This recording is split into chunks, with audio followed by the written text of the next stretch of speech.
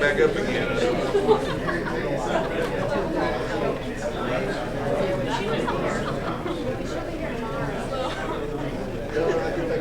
For a week after it's disgusting.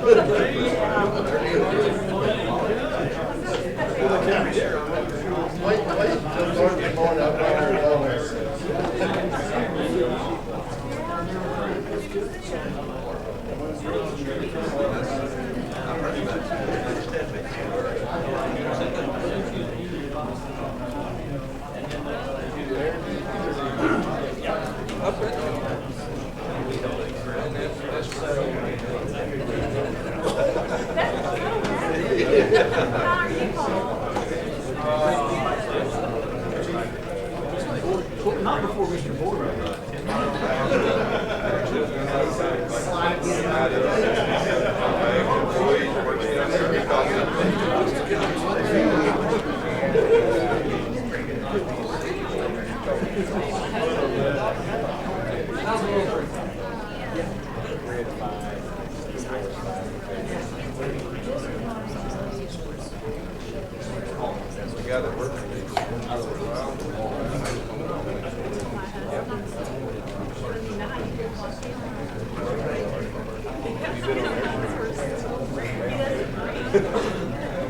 Last time I was down there, I mean, it was like navigating around.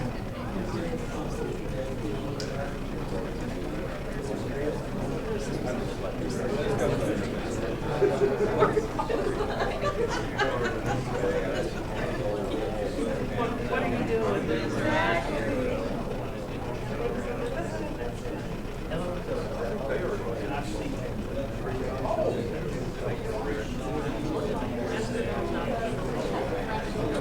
They elected just nail it on. Just more and save money. Build it.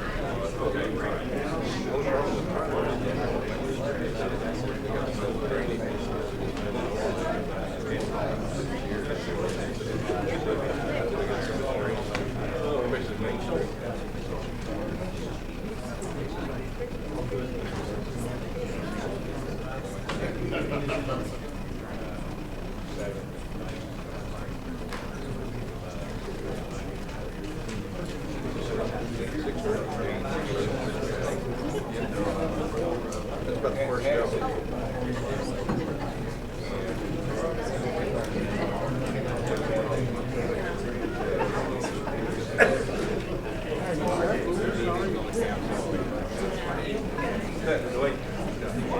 the first job.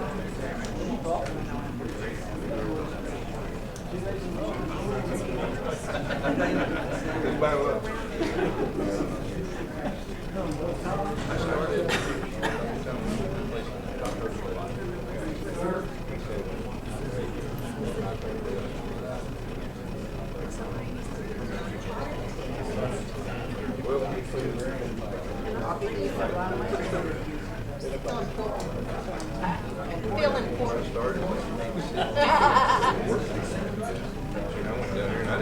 Matt's sitting here. No, all his stuff's here. He has to come back. You dig out, make a few grades, and take off the track and put on top of it. Mash it down. Okay, hammer right over. Didn't do nothing but the flow line, but mashed the top of the bag. Then the sides went out. Yeah, matter of fact, the recorder set up the building of the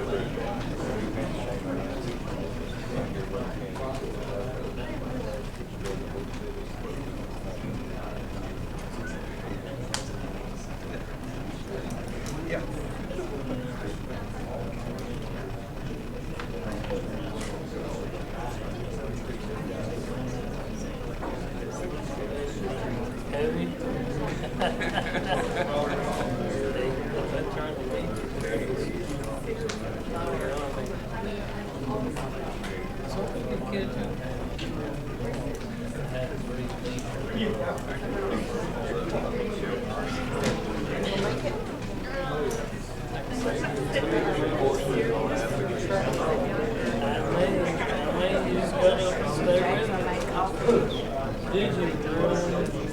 All in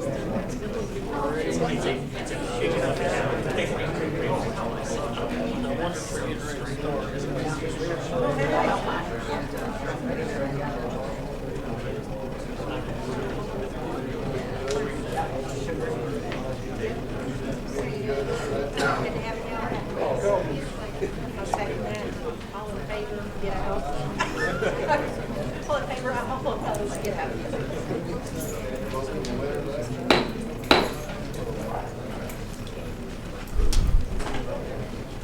Let the record show that it's 6:07. I'll call to order the regularly scheduled meeting of the Durant City Council of May the 8th, 2018. And if you would, those that can, will stand for the invocation and the flag salute. James Dalton, would you be kind enough to lead us in our invocation, followed by the pledge led by Councilmember Mike Deals. Let's pray. Dear Heavenly Father, we thank you for the day you've given us today, the warmth of it, the beauty of the spring, Father, the trees and everything that shows life as we come out of the winter. We thank you for the breath of life you give us, the health we have to enjoy. Lord, we thank you for the place that we live, Father. Lord, we just pray tonight as we go into this meeting, Father, that you give us all wisdom, that you give us grace, that you give us patience and understanding, Father. Father, we pray that we treat one another like we want to be treated. Pray that you be with our service people, Father, and lift them up to you as they're away from their family. We thank you for every good thing. In Jesus' name, amen. Pledge allegiance to the flag of the United States of America and to the republic for which it stands, one nation, under God, indivisible, with liberty and justice for all. Be seated, please. Clerk will call the roll, please. Councilmember Hawthorne. Here. Councilmember Groby. Councilmember Dills. Here. Vice Mayor Hitchcock. Here. Mayor Tomlinson. Here. For the record, all members are present. We have a full quorum. And we'll go right into our order of business this evening. Our first item on the agenda is our consent items. To help streamline our meetings and allow the focus to be on other items requiring more strategic thought, the consent items portion of the agenda groups the routine, procedural, and self-explanatory items together.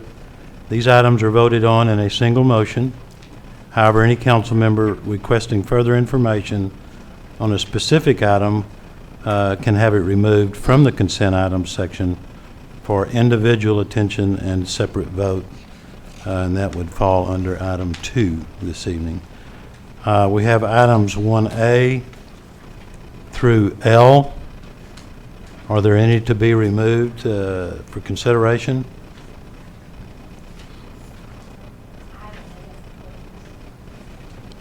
Councilmember Groby has asked item F be removed.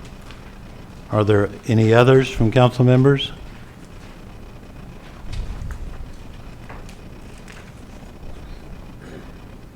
Hearing none, entertain a motion for the consent docket.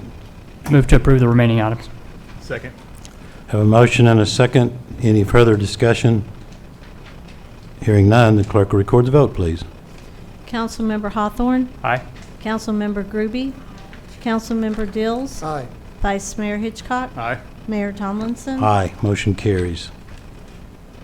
That takes us now to item 2 on the agenda, and that is to consider items removed from the consent docket, and that would be 2F. And F is to consider approval of amending RFAP 2018-034 legal services from $60,000 to $90,000 or take other appropriate action. Councilmember Groby, you had a question. Yes, Ms. Groby. Got it. Okay. Have we gone over the RFAP on the $60,000? Currently, we have not. We Okay. currently paid $48,000. We do have an outstanding statement that we need to pay, but currently we are under the existing RFAP or the budgeted amount. Okay, my question is, if we budgeted $60,000 over a 10-month period, that's basically when it went into effect 10 months ago, and now we're wanting to raise that $30,000 for roughly 2 months. Based on prorating, if you prorate the 10 months, it seems that it's running around $7,000. It's running about $7,000. We still have some outstanding bills that we have not paid, and so we're actually from March, we're looking at 3 months that we're covering and making sure that we have a little bit of coverage in there just in case there's some additional litigation or Tom's time. The contract, the agreement with Tom was for service, for an amount per hour for services rendered. So it's a billable rate that the council is contracted for, not a specific dollar amount. And so when we went from the previous attorney was sort of part-time employee, part-time, part contractual to straight contractual, they budgeted for an amount anticipated to be covered for the contractual amount. We've exceeded that, or going to anticipate exceeding that. So, item E was actually a budget amendment, amending the budgeted line item from 60 to 90,000. So this just goes, provides for the RFAP for the approval of expending up to $90,000 for legal services. Okay. You said we were behind on payments, is that correct? Not behind, we haven't processed payments. We've been invoiced, but we have not processed. For 1 month, for the month of, I'm assuming this is June, so, May. April. I believe it's April. May. No, this is May. It's pretty close. We haven't processed April. Okay. So we're saying that for the next 2 months, we're anticipating $15,000 a month in legal fees. Is that, That'd be 3 months. that's not? Okay. This only will go till June 30th. Correct. So from now till June 30th, Correct. we won't be anticipating $30,000. Are we deducting, you mean we're going to be deducting what we owe now? And Processing what we currently have outstanding plus then the previous. do you know how much we have outstanding? It's 8,000. It's in the claim. Yeah. And if I may, I will tell you, partly on this particular budget item, Councilmember Groby, last year, because as Mr. Buckley had stated, we had a system set in place where we had Mr. Phelps, who was part-time employee plus contractual. So when we were going through the budget list, I believe had kind of trended the contractual and didn't factor in what Mr. Phelps was also getting paid on the part-time. So that was my fault. And so I based that 60,000, I believe, based on that. I mean, it's been a year ago since we did this, but I believe that's why that amount was put out there. So it was done, like I said, based on the trending from the years past. So, and it didn't take into account, because Mr. Markham is strictly a contractual, into account what the actual bills were with Mr. Phelps in the previous years. Yeah, Mr. Phelps was only a contract employee last year, I believe.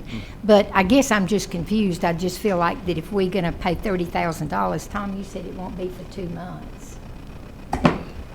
Odin, it doesn't really matter what's budgeted. The only thing that's going to be paid is what is the time that I incur and is billed. You could budget 90,000, you could budget 900,000, and the only thing the city's going to be on the hook to pay is what is billed.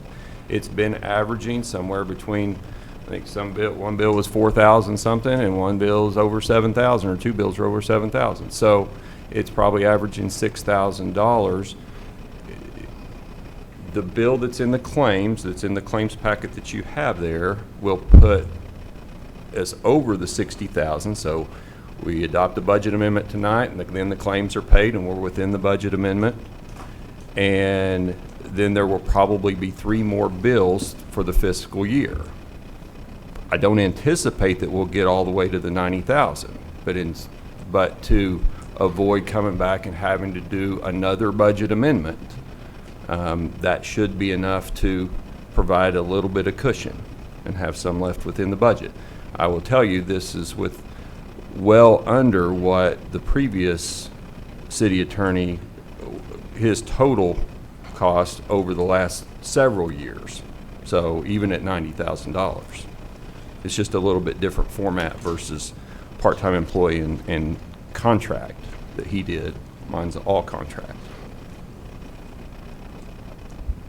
I'm just trying to watch our money. We're supposedly broke, so that's my only concern. So basically, it just didn't make sense to me, and it still don't, but I guess I just don't understand. So anyway, that's enough. All right. Thank you. Thank you. Any further questions for Greg or from council? I have a question. Yes. On what basis do you make the statement that we're supposedly broke? Are you asking me as an attorney, or because you're only supposed to talk when we got a legal question? Is this a legal question? Yeah, it is. You made a statement that the city's broke. Well, What the basis for that is. Well, we have a $20 million loan we're trying to get passed, a bond issue. I would assume if we have lots of money, we wouldn't be needing to be out borrowing money.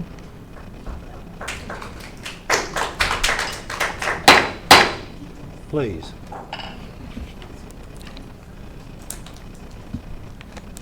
Move to approve RFAP 2018-034. Motion Second. and a second. Any further discussion? Hearing none, the clerk will record the vote, please. Councilmember Hawthorne, Aye. Councilmember Groby, Abstain. Councilmember Dills, Aye. Vice Mayor Hitchcock, Aye. Mayor Tomlinson. Aye. Motion carries. Thank you, council.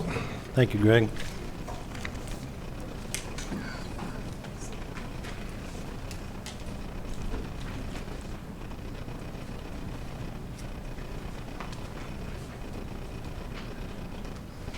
Takes us to item number 3 under administration. If there are no objections from council members, I would like to take 3C, and we have a presentation by Mr. Dwayne Meredith, the school superintendent of the Durant Public Schools. Are there any objections? Dwayne, there you are.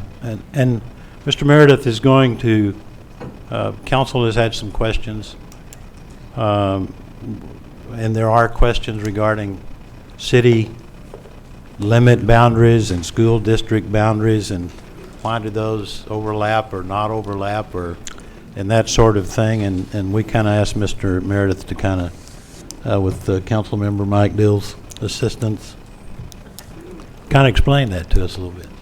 Mr. Meredith. You bet. Thank you for the opportunity to be here, and I cannot pass up the opportunity anytime I'm here to express our gratitude to the City of Durant and the partnership we have had for many, many years.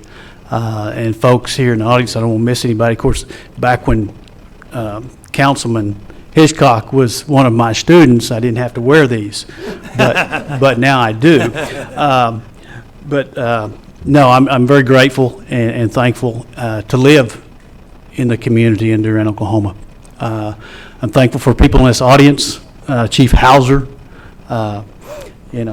James Dalton, Paul Bunce, James on the streets, and Chief Joins, Mr. Hall.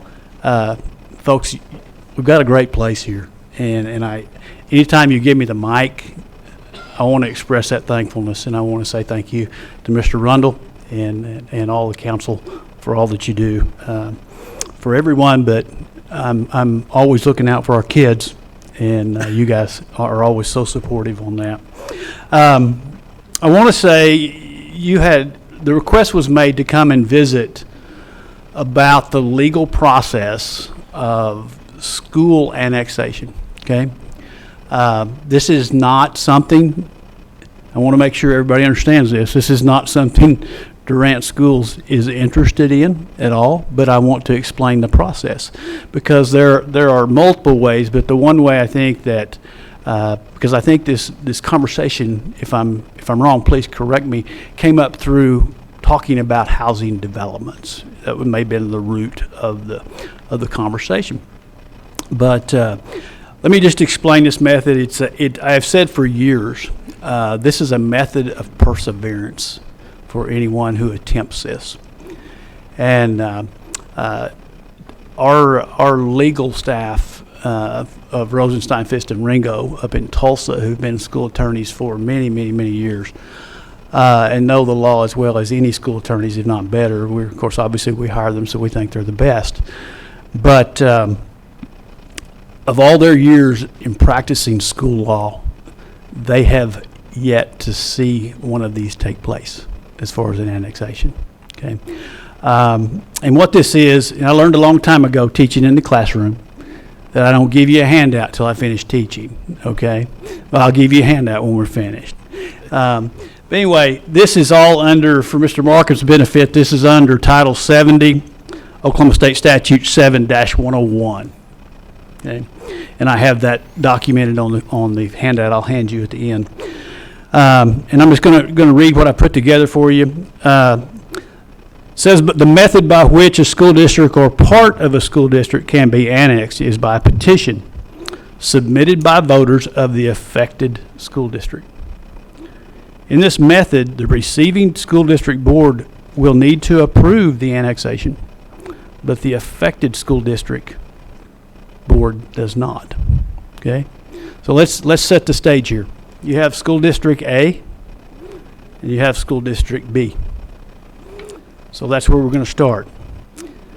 The first step, the number one step, is the petitioners in the affected school district or the school district that's wanting to be annexed or a portion of it, okay, should determine whether they are seeking annexation of the whole or only part of the district.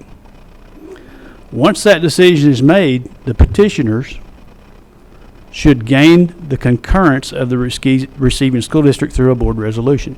In other words, you got school district A, who has their district, don't necessarily want anybody anymore. You have, say, a segment of school district B that maybe just one part wants to be annexed in. It would be up to those petitioners in that designated area to come to Durant School Board and ask them, will you accept us if we go through the process? Okay, so that's the first step. And I will tell you, that would not, in my opinion, that would not be approved in our district. But again, I'm explaining the process. So those folks would have to get a yes from the board saying, yes, we'll do a resolution to approve that if you go through the following steps. And these are those steps. Petitioners should then present the petition, which would include the boundaries of the affected area, to the county election board. The county election board would then determine and certify the number of electors in the affected area. Now, that is determined by, would be the highest number of voters voting in a regular school district election in the district in the past 5 years. The petition would then be circulated.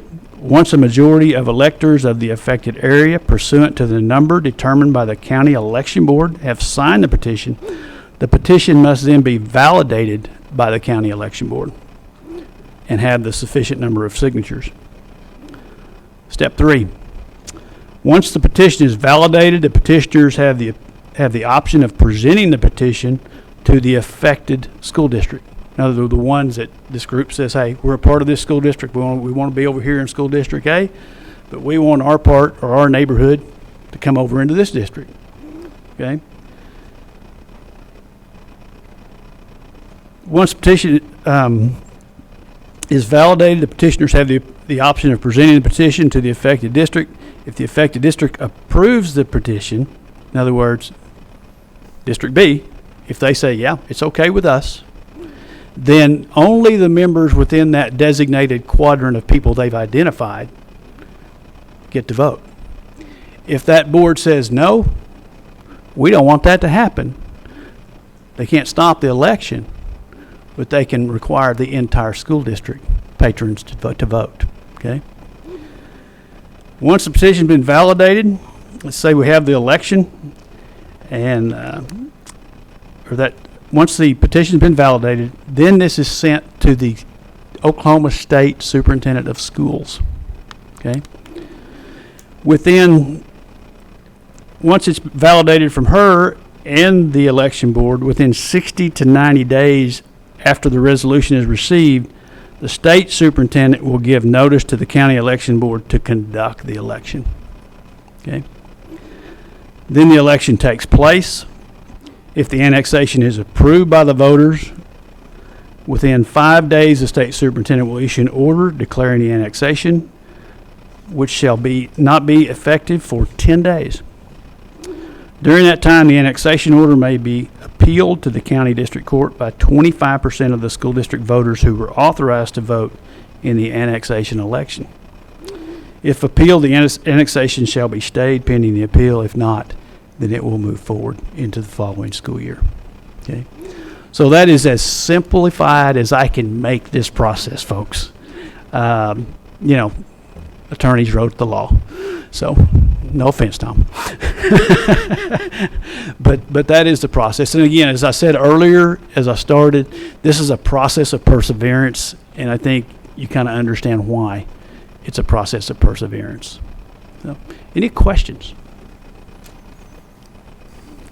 I thank you for coming tonight, and I will say, during chamber events and other things, like Dwayne gets asked almost every time, well, how come we just can't take this group or that group? And I mean, this is a pretty good explanation as to why it's not as easy as everybody thinks it is. So No, it is not easy at all. yeah, And again, if you're that school district B and you've got a small group wanting to come into school district A, well, if I'm on that board, I'm not going to be for that either.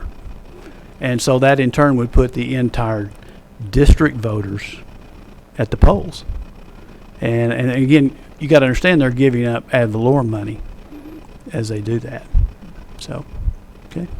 And I will hand you this, and that way you can review this, because I'll just tell you, it doesn't sink in the first time you read it, okay?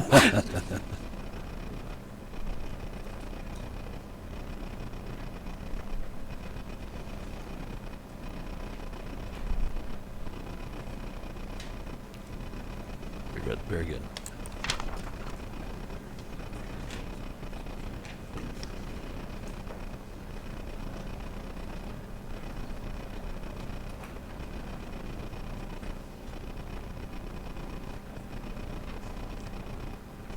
Mr. Superintendent, Mr. Dwayne Meredith, on behalf of the City Council and those in the audience, thank you for taking time out of your busy schedule and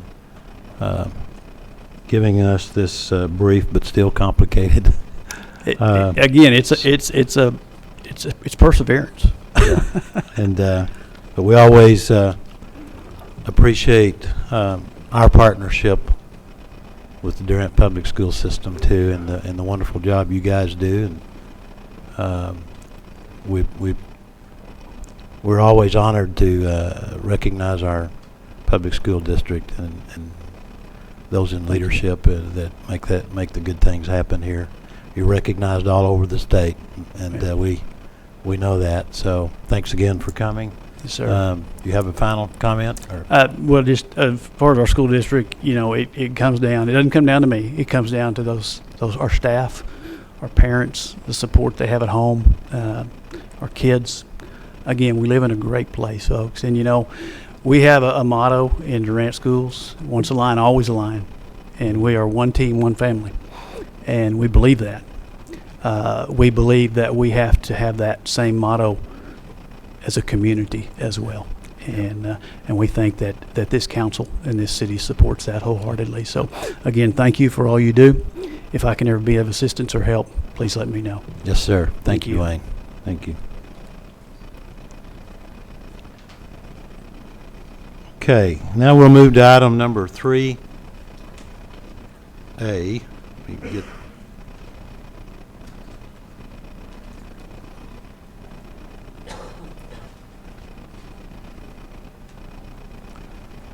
Select 2 nominees and authorize a ballot to fill expiring terms of 2 trustees on the Oklahoma Municipal Assurance Group Board of Trustees. And Tim, I think you have an explanation there for us. Yes, as a member of the Oklahoma Municipal Assurance Group, we're allowed as a member to vote when there are board members that have been vacated and there's positions to be filled.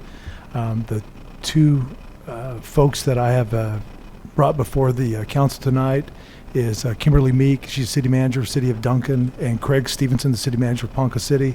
I know both of these 2 very well, and they're professionals and good at what they do. And I'd be remiss by saying, and I just remembered this, and Greg will remember this too, that we just lost one of our trustees from OMAG this last week. Mike Nunley, who was the city manager of Manford, passed away last week, and his funeral was last Saturday. And Mike was an integral part of this, the Oklahoma Municipal Assurance Group, as well as the City Managers Association of Oklahoma. Top guy, and sadly lost his battle to cancer. So, but these 2 folks I know, and I think they would be good nominations for the city to send. And we need a motion approving that recommendation. Entertain a motion. Motion? Second. And a second. Any further discussion? I just have one quick question. Is there anything that dictates how their board is set up that says this number of positions has to be appointed, this has to be elected, or anything like that?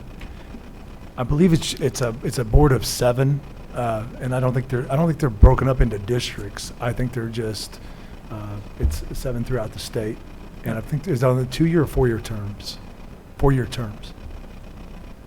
I don't have any other questions. If there's no further discussion, the clerk will record the vote, please. Councilmember Hawthorne, Aye. Councilmember Groby, Aye. Councilmember Dills, Aye. Vice Mayor Hitchcock, Aye. Mayor Tomlinson. Aye, motion carries. Item 3B, consider recommendation of Oklahoma Municipal Assurance Group to deny a tort claim. Cynthia, are you going over that with us?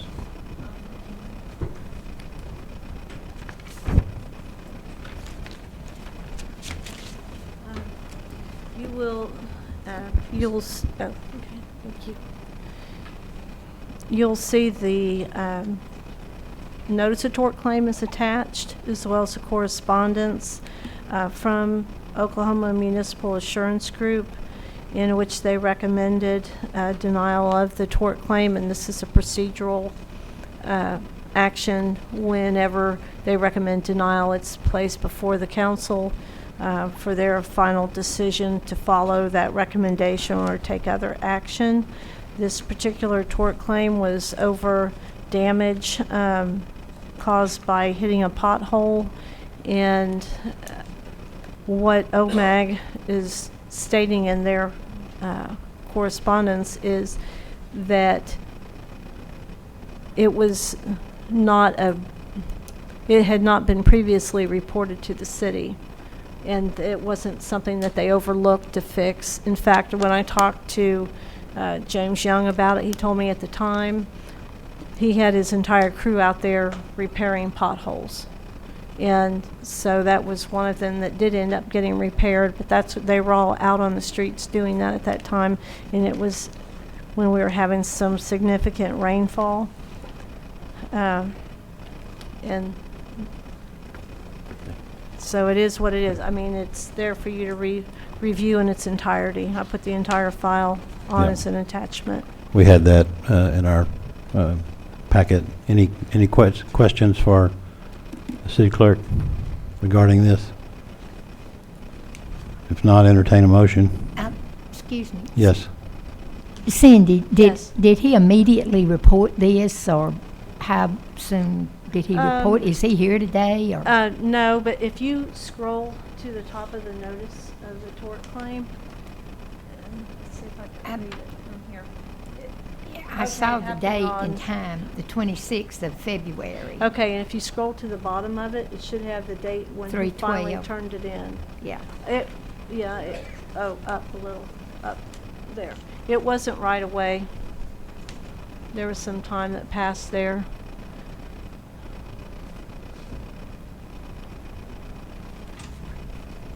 But as soon as I get these notices of tort claims in, my first step is to contact the department head directly involved in that and see if it had been reported before and what the circumstance of it was.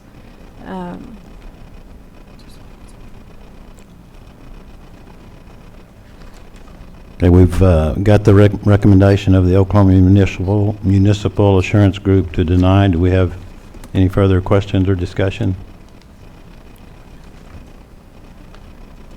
If not, entertain a motion.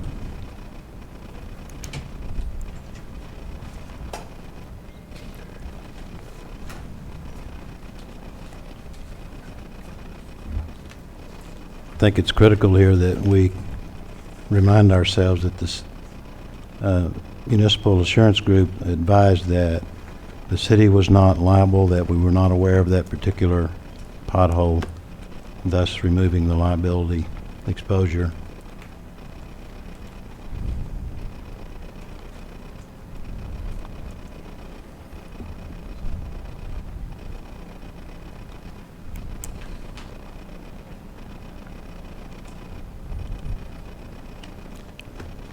Do we have a motion?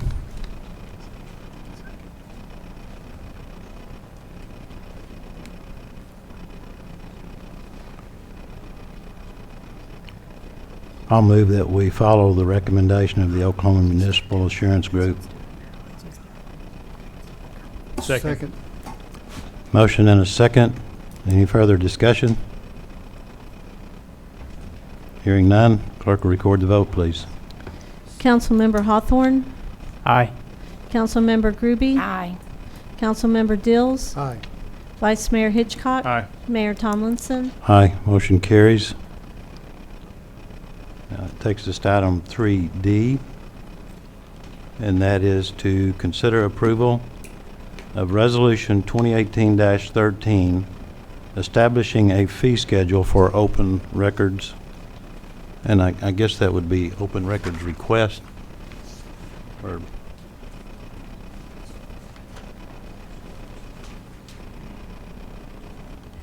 Tom, are you going to go over that with us? Yeah. Okay.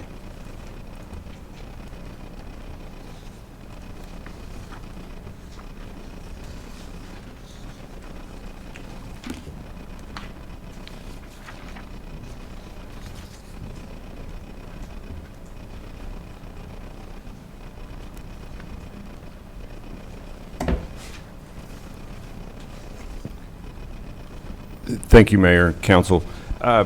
It come to light in some of the recent litigation that involved open records request that the city apparently did not have properly posted a fee schedule for open records request. Now, the form that was used accurately reflects the permissible charges. But the statute requires that a fee schedule, if the city's going to charge a fee for open records requests, that fee schedule be posted with at the city and with the county clerk.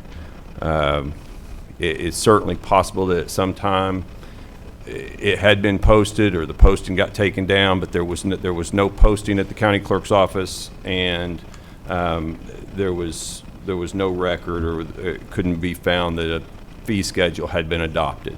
So the form that is used was appropriate, but the fee schedule either had not been adopted or had been adopted and the records lost and the posting wasn't proper at the county clerk's office. So this just clears this up and brings us into statutory compliance. There are a number of places in the statute based on the type of record, but this fee schedule reflects the Title 51 open records request, says what the city can charge for copies and electronic documents. So, any questions? Any questions for Tom? Tom, that one on that 814, it says actual cost to be determined in advance. Give me a specific question. So if there was an instance where someone wanted a large format print or for a zoning map or something like that, there's not a standard statutory fee for that. So it would be up to the city to determine. The city can charge actual cost of production, or they can charge up to a statutory amount. And for regular size prints, 8.5 by 11 or 8.5 by 14, the statute actually says what you can charge as a maximum. But it doesn't for other types of production. It just says actual cost. So what we would do is approximate the actual cost of the production if somebody came in and wanted a bunch of large color zoning maps. And then the community development would provide them a cost prior to the production of what that was going to be. So, and they approximate the cost based on the paper usage, the print supplies, et cetera. And then on that one, it says the cost of employees' time.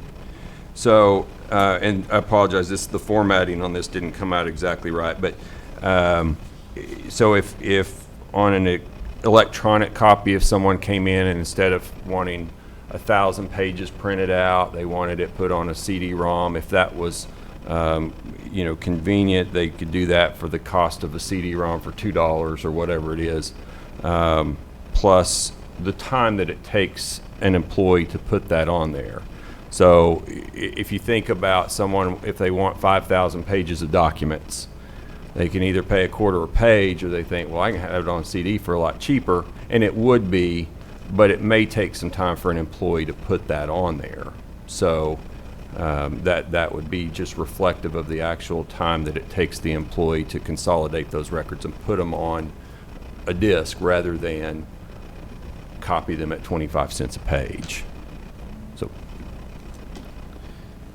do we need so you said the actual employee cost, should there be some kind of breakdown so they know what they're going to be paying for 15 minutes or for 30 minutes? Or I'm not trying to, I know somebody put thought into this, but it seems really vague in 15 minutes or 30 minutes or. And it is somewhat vague because you don't know exactly who's going to be doing that. If it's an administrative assistant or clerical employee, which we should always strive to use if possible, then it would just be whatever their hourly rate of pay for the time that it takes them to consolidate those documents and put them on.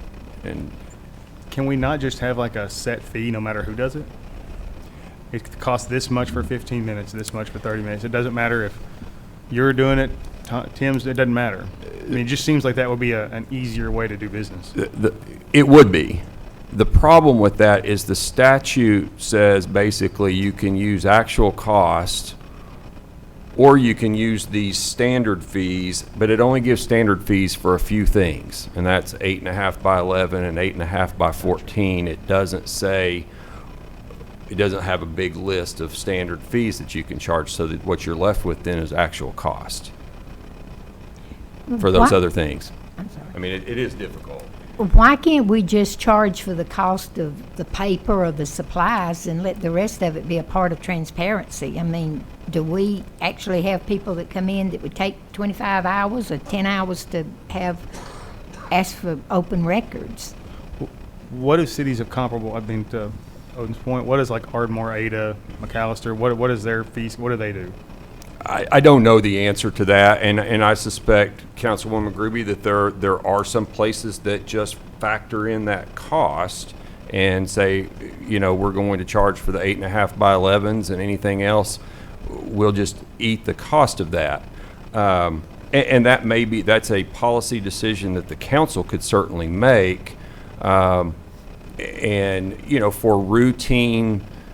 Somebody calling and getting some information about a traffic ticket or, a permit, somebody asking for a copy of a permit that had been obtained. That would certainly be easy and low cost, and maybe the council wants to adopt a policy that as long as the request is below a certain number of pages or takes below a certain amount of time, that it doesn't cost the requester.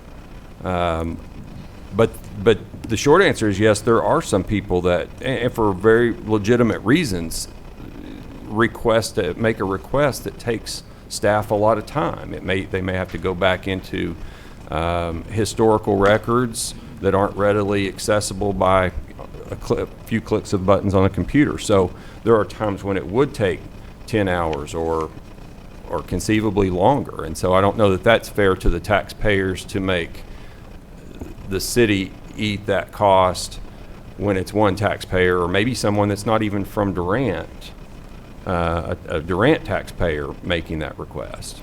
Well, it seems to me that the city employees are serving the citizens of Durant, and as part of their job of serving them is to provide open records for transparency reasons, is the way I see it. Even if we wanted to charge a 15-minute rate, whatever, could we not just charge the lowest employee rate and then we're good no matter what? Because it says up to actual cost. So, that's the actual cost for that. Because the worry would be that somebody that makes more, you'd be charging that rate, and somebody, then it wouldn't be actual cost. But if you charge the lowest one, it shouldn't matter. Cheddar, you're saying like if someone requested something that was one page and it took 5 minutes, you would take you that? Shouldn't charge. I think it has to be over 50. You figure out whatever your increment is, if it's Right. 30 minutes or whatever. I think it says if the employee time Yeah, exceeds 15 minutes. If it's a 5-minute deal, it's for the CD-ROM, it's $2. It's a quarter a page otherwise, but I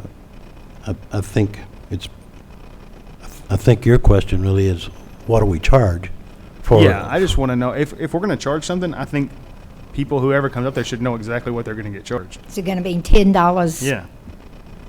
For anything over a certain amount or over, that's what you're asking, Yeah. right?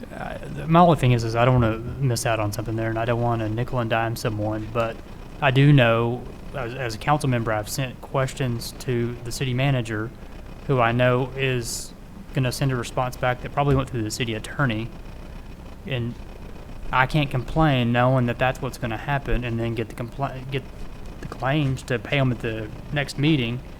The city attorney turned in a bill. I asked the question, attorneys cost money, and so I do believe that we should charge something comparable. And kind of like the city attorney brought it up about anything below a certain amount of time, something reasonable that maybe we just eat that cost. But now that I've seen, I don't know how many it was over the last year, how many open records requests, I could certainly see where some of those might have taken 10 or 15 or 20 hours, the number that we've gotten from someone. And I think if you're going to go through the extent of requesting those, knowing that it's going to be, I would assume, probably hundreds of pages in some cases, you should have to incur that cost. My only other comment to that would be, if they're doing it to avoid paying the 25 cents per page, if I requested something and it was 100 pages, I wouldn't want to pay that. And so in exchange, I say, well, why don't you just email me? Well, then I'm not paying anything the way that I'm reading this. So I just want to cover our bases and not charge something unreasonable, but I think we do have to take into account, we could charge the lowest rate for the lowest rate paid employee, but if I'm going to ask for something, and my understanding of some of these things, because they're asking for something somewhat personnel related that has to do with lawsuits, not only is Cindy or someone else going through it, it's having to go to the city attorney to determine if this is something that can even be released or not. So how much are we really paying for that? We're paying a lot. Oh, go ahead. So go ahead. And you make a good point, and it kind of goes back to the hard copy versus the electronic copy. So if somebody requests 1,000 pages, instead of getting dinged for $250, they say, well, just put it on a disk for me or email it. Well, it still takes the employee time to maybe scan those in and create a PDF file and some things. So there's not a time savings for the city necessarily, unless that document's already in that format. And if it's in that format, they won't pay for that time because it's just a drag and drop and hit send. But then I think it's important to keep in mind, and I don't know that I realized the degree to which the city receives open records requests, and they're not always from a Durant citizen that walks in and wants a copy of something. There may be litigation that doesn't involve the city. There's a car wreck that occurs on city streets, and the plaintiff in that car wreck case or the defendant's insurance company in that car wreck case makes a records request to the city for various things, traffic patterns, traffic control, all kinds of things. So you've got maybe even for-profit entities or things that don't even involve the city making these open records requests. So we're not just the staff is not just serving Durant citizens with some of these open records requests. There are non-city related entities that are making requests, and this council's got to make the decision of whether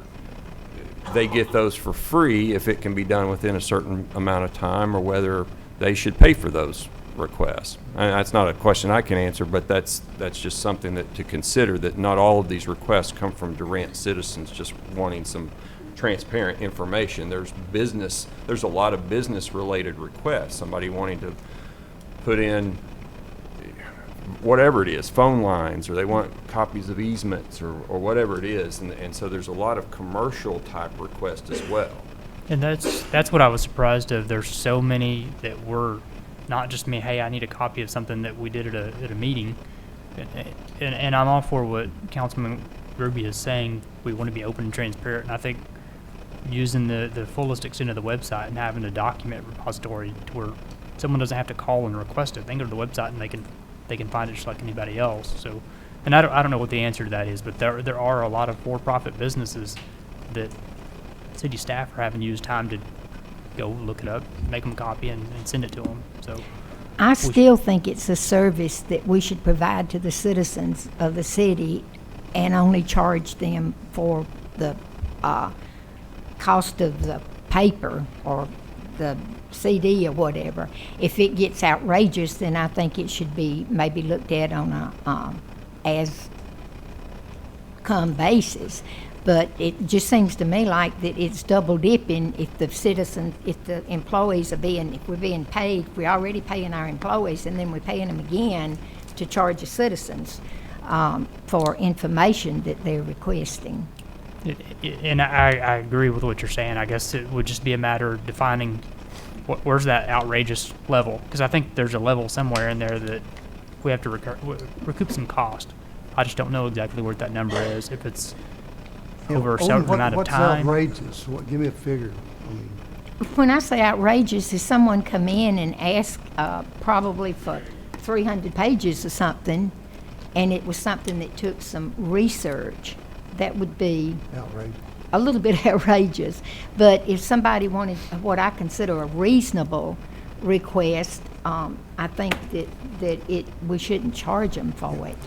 Yeah, it seems like to me, as many open record requests that we get here, that we need somebody full-time just to do it. I mean, it's ridiculous, as many as we get here.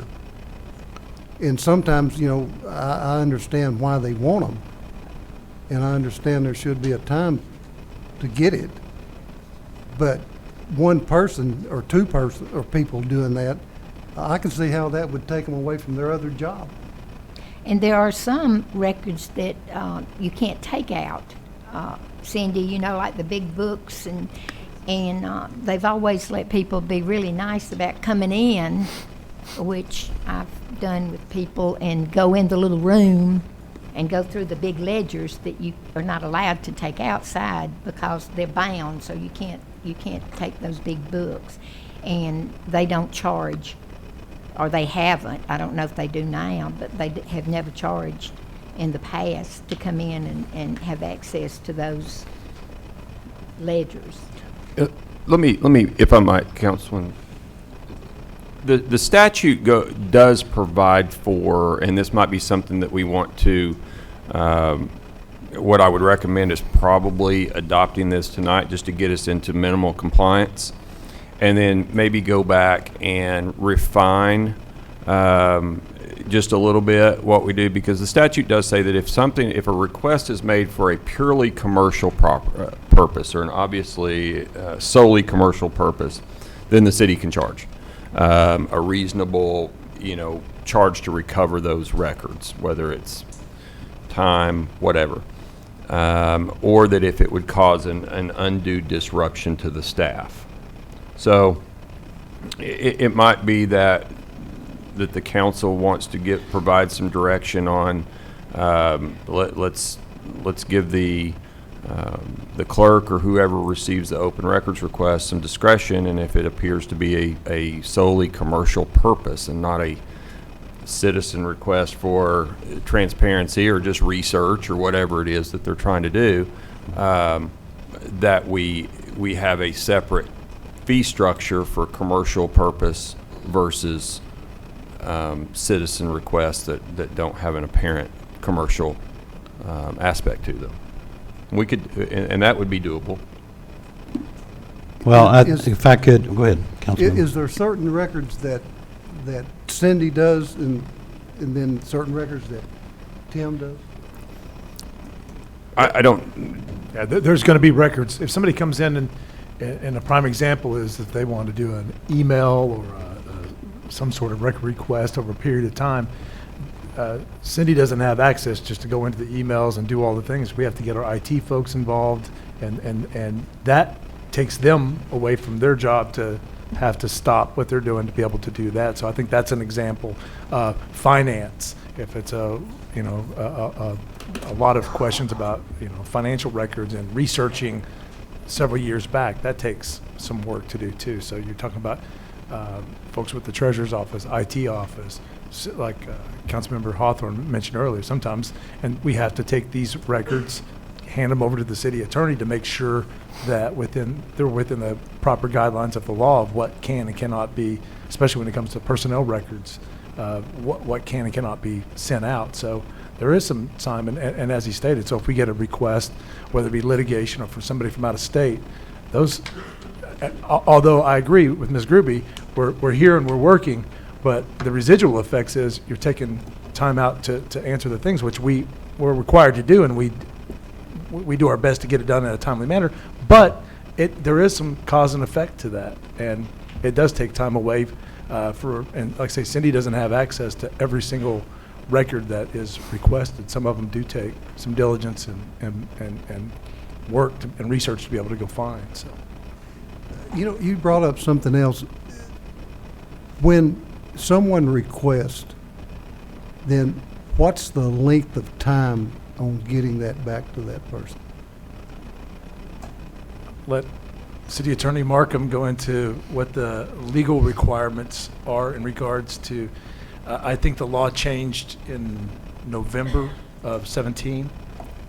Councilman, essentially it's a reasonable time. There's not a definition that says if once it comes in the door, that request has to go back out the door, in 72 hours. Stop doing what you're doing to get their stuff. Well, no, you can't. I mean, you should. It shouldn't cause an unreasonable disruption, and if it does, then there's certain charges that can come up, and that affects what a reasonable response time is. So if it's a readily accessible document that someone could stop what they're doing and get in 10 minutes, then that's what should happen. If it's something that would take a day and a half to research and produce, and we're in the middle of, or the staff is in the middle of producing a budget, and they might not be able to stop that budget process and take a day and a half to respond to those records until next week, then that's reasonable. It's a reasonable time. So there's not a lot of guidelines on once they come in, they have to be out in 72 hours or whatever that timeline is. The law change that the city manager referenced was prior to last November, you could sort of handle open records requests on a first in, first out basis. So if record request 5 comes in and it's a long, tedious process to get done, and record request 6 comes in the next day and it's something short, you could conceivably wait until you get number 5 done before you get number 6 out. The law changed that says you can't do that anymore. You have to get them out as quickly as possible. If number 5 is going to take a long time, set it aside and get number 6 done and get it back out. But the law requires a reasonable response time, and anticipating that the vast majority of our employees have other things that they are primarily responsible for other than open records request, but responsiveness to the citizen requesters is part of their job too. May not be their primary focus, and conceivably there's an argument to be made that, and the statute actually requires that you have somebody at all times that can be responsive to open records requests, and responsive might just mean taking them in and ensuring that they get processed. But conceivably, if I don't know if Durant's there yet or not, but conceivably there could be a full-time person that just is responsible for receiving open records requests, routing them to the property department, making sure that they are timely processed. But it's a lot of work, and that's part of it. I have a question. Could we not just tonight approve the fee schedule, and the posting of the fee schedule, and agree to the price for the copies, and maybe wait a couple of months and meet and see how that's going, and if it looks like that they're being unreasonable and we're getting too many of them, then address the cost factor. But it seems to me like that our first choice should be to try to be as transparent as we can with the citizens and not try to charge them for any more than we have to charge them, which to me would be the cost of a 25-cent a copy would not be unreasonable, but then if you start saying, well, you're going to have to pay this much if this guy works this much, it seems like maybe we need to think about that part and go ahead and, could we not approve part of it? Approve it as is and just add to it. Approve the part that we will post it, we will adopt a fee schedule that will be posted at City Hall and at the county clerk's office, and have even the 25-cent and the certified copies of $1. Here's where I think we are, if I may. City Attorney, in his opening remarks, reminded us that we have a fee, and it's not on record that we have that posted. So it's incumbent upon us to be in compliance with the state statute and state law regarding open records request with posting a fee schedule. I don't think we have much choice but to do that. And to me, also, to follow that up, I kind of relate this to our utilities cost. We have a cost in this open records request for the copies, for the CD-ROMs, for certified copies, et cetera, et cetera. I think the city should, at the very least, get its cost out of the product. And secondly, I think, and this is, as you're saying, we can consider maybe over the next 30 days or so some actual cost, but instead of just saying actual cost. But I think if an employee, it's going to take longer than 15 minutes to produce a open records request, that the clock needs to start at 15 minutes, and whatever we set that at, whether it's a minimum wage factor or the average of that staff, but establish a number, and we've got it done. But I think the consensus is, if I'm hearing correctly, is, and upon the advice of the city attorney, that to be in compliance, we do need to have posted an open records request fee schedule. And at the very least, I think we need to do that this evening. And then advise the city manager and the city attorney to continue to work on a rate or fee schedule and come back to us. I have a question, if I can, for the city clerk. Just judging of the requests that came over the last year, I mean, most of them seem like they're somewhat pretty general. Do you know about a average length of time for your just running the mill? It's very rare that I've been doing this 3 years, and it's very rare that I would actually end up charging somebody, for the time, because generally, as you said, they're not huge undertakings.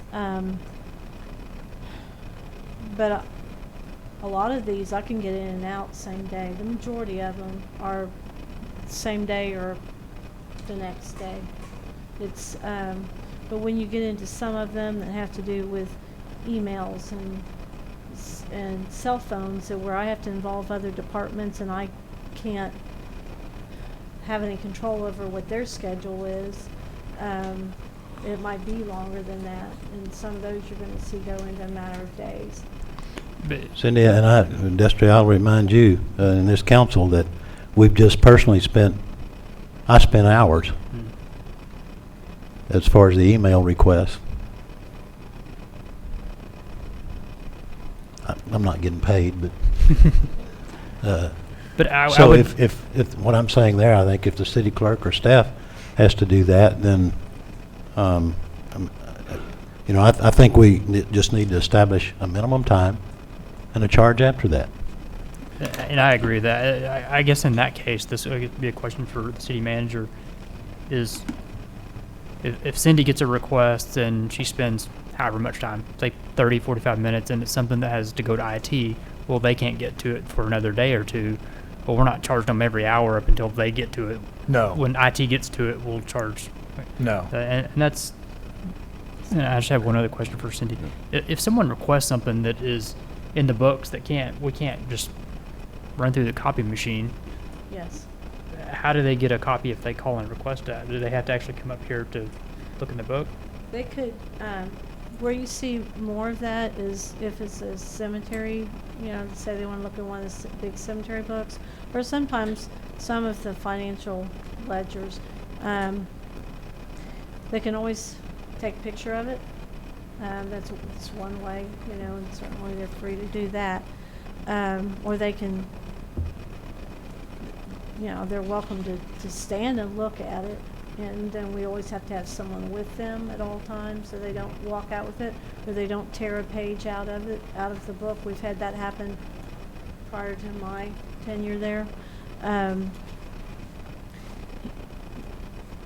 don't know if that, so that would, they're certainly welcome to look at it as much as they want, but I think taking a picture of it for them would probably be the easiest. And I guess what I was fixing to get at on that is, when someone submits an open records request, are there ever times that they're requesting and we're providing something that doesn't already exist? If they call and they want to report on something that we can't, either go into the financial system and generate a report that's a function of that is readily accessible, or are we creating documents to fulfill some of these ever?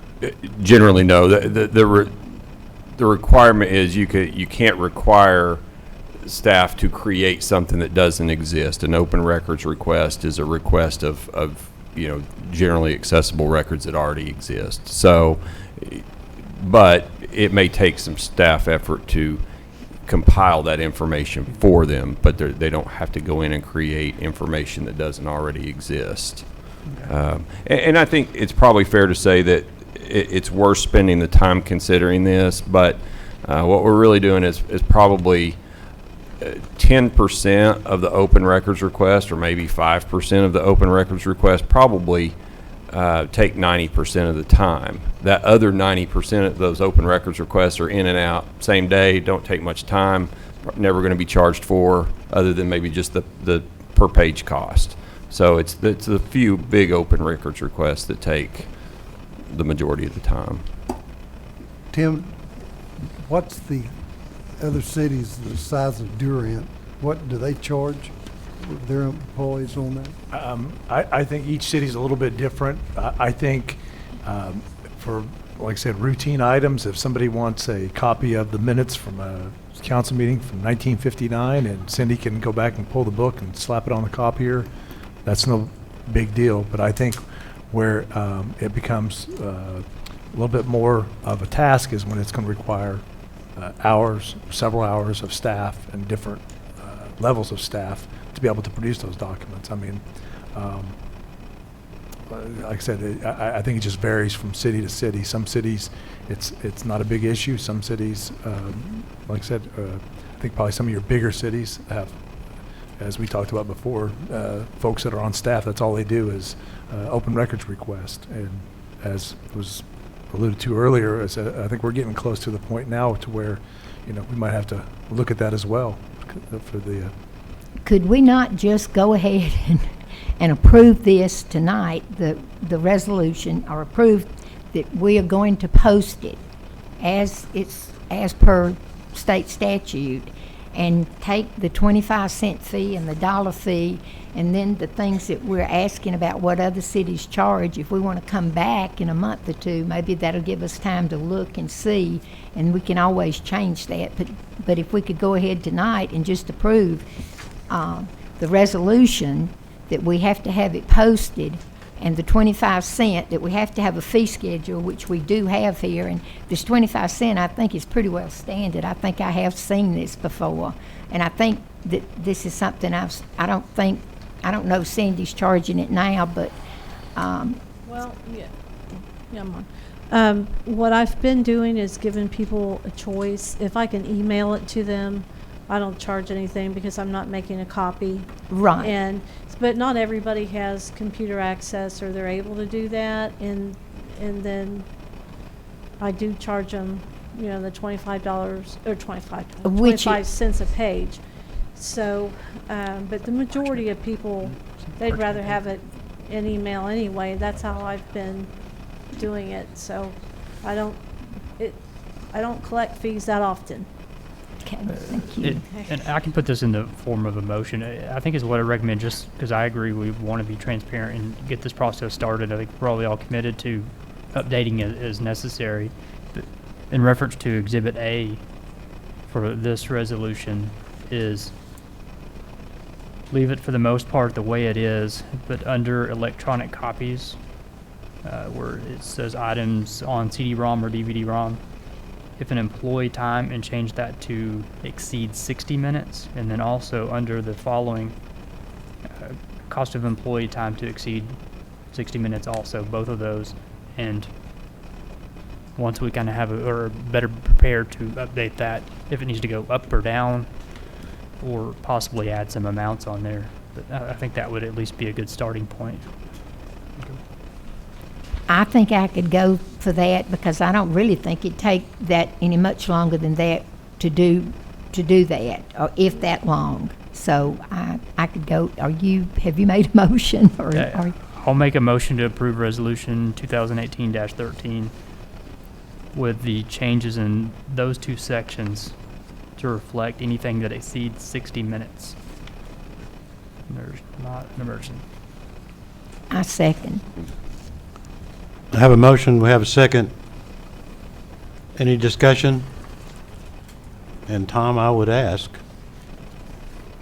does the resolution refer to this schedule?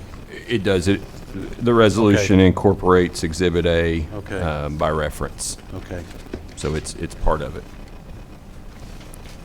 And again, I think that's just a good starting point. We can come back and adjust as we need. I'm sure there's probably a lot we can still add to it as time goes on to do what's most appropriate.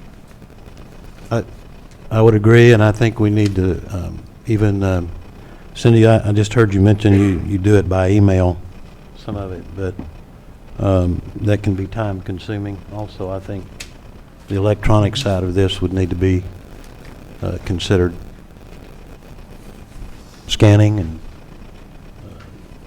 whatever all that involves. Again, any further discussion?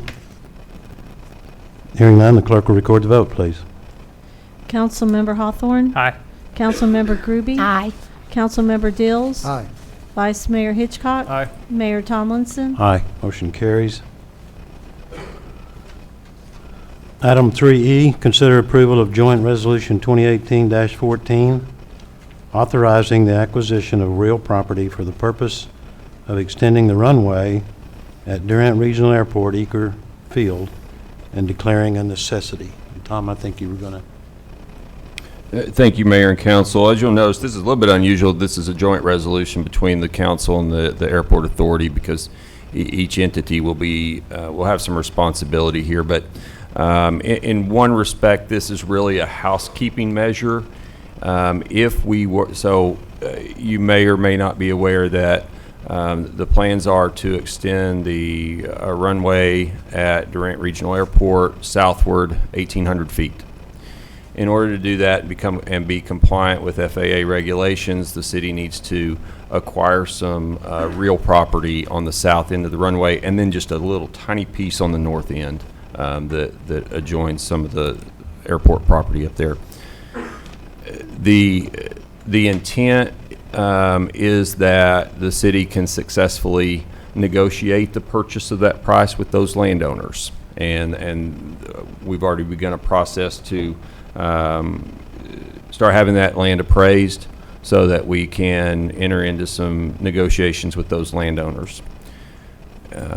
In an ideal world, we could pay them whatever they wanted, but we're dealing with taxpayer dollars here, so the city has the obligation to pay the landowner a fair price, but something that is market value, since we're dealing with taxpayer money. If we can successfully negotiate that price, that process is over, and the city or the airport authority will own that property, and it's over. This resolution is the first step, though, that if that purchase is not successfully negotiated, that the city can take that land by eminent domain. We hope we don't have to do that, but that's a necessary process, whether you're building a highway, whether you're widening a street, whether you're lengthening a runway, or for any public purpose for which you have to acquire the land of a private landowner. So in order to start that condemnation process, you have to, the appointing authority or this body has to declare that it's a necessity to have that property. Questions for? Do we have any idea how much this will cost? The short answer is I don't know that we have an exact figure. We certainly don't have an exact figure right now, but this allows the process to begin where we get the land appraised, and that'll give us a pretty good idea what the land is worth. So if the landowners are willing to sell it for what the city can reasonably purchase it for with taxpayer money, then that's what will happen. And then if not, then each side has the right to have a court and a jury determine how much that land is worth. And there's a process to that, and it's not a profoundly complicated process, but there's a process by which each party would have a judge or jury determine the cost of that. There are several landowners involved, am I correct? There's about 4 landowners on the south side and a single landowner on the north side. I don't have that right in front of me, but the landowner on the north side, it's a very, very small, it's 1/10 of an acre or something like that on the north side. 2 of the landowners on the south side are relatively small. And keep in mind, all of this is unoccupied property. This is grazing land currently. The landowner furthest to the southwest, it actually does come fairly close to his house. It actually takes in his driveway. So as part of that, what I would anticipate is either the city grants him back an easement to use that driveway, because it's the very reason the city needs the property is so that it's not ever developed. So I don't anticipate that there would be development there at the end of the runway.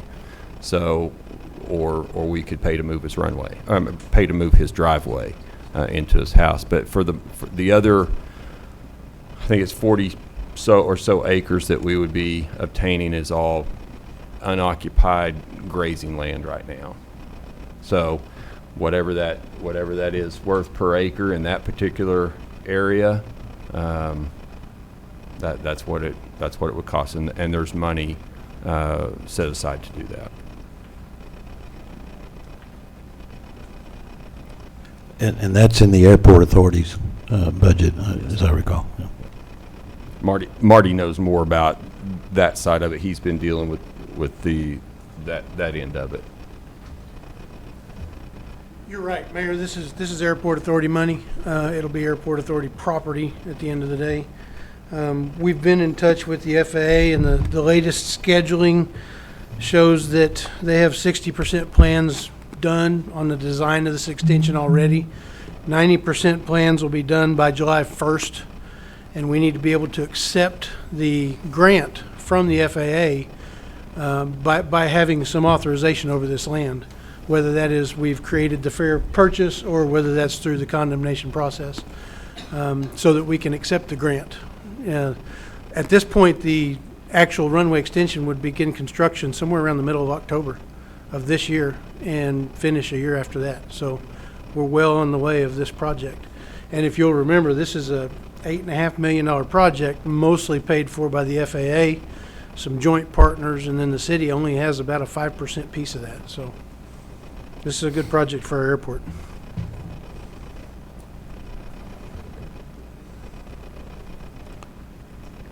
Any questions for Marty?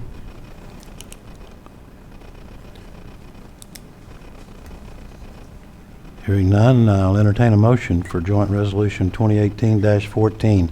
And as City Attorney mentioned, we'll be considering this same resolution in the Airport Authority for approval. Move to approve. Second. Motion and a second. Any further discussion?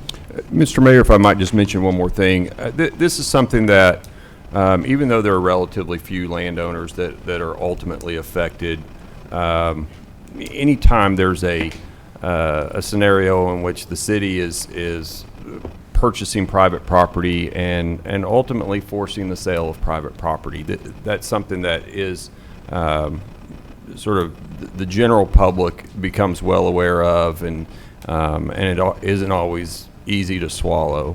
So you may get some calls about it. So far, the landowners have been very forthcoming, very gracious, and that's why we're hopeful that we're going to be able to negotiate this without forcing the issue through a condemnation. But if you do get some calls on it and want more information about exactly how the process works, don't hesitate to call. Condemnation is sounds scary, but the process is actually fairly easy. Marty, we're looking at 40 acres, right? Around 40 acres? Yeah, a little more than that, but yeah, that's probably pretty close. Do we need 40 acres to extend the runway? Actually, the runway will be built on our property that we already own. This is to have a zone around the runway where we can control development.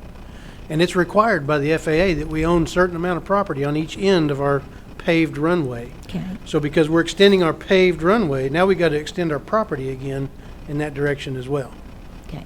Yeah. It will be undeveloped and largely available for hay lease or grazing, as it always has been. But we have to own it to protect it. Well, I would rather us own it. I don't like the idea of saying we're going to go take somebody's property. No, and we want to purchase it. And like she said, they've been very gracious so far. We'll see.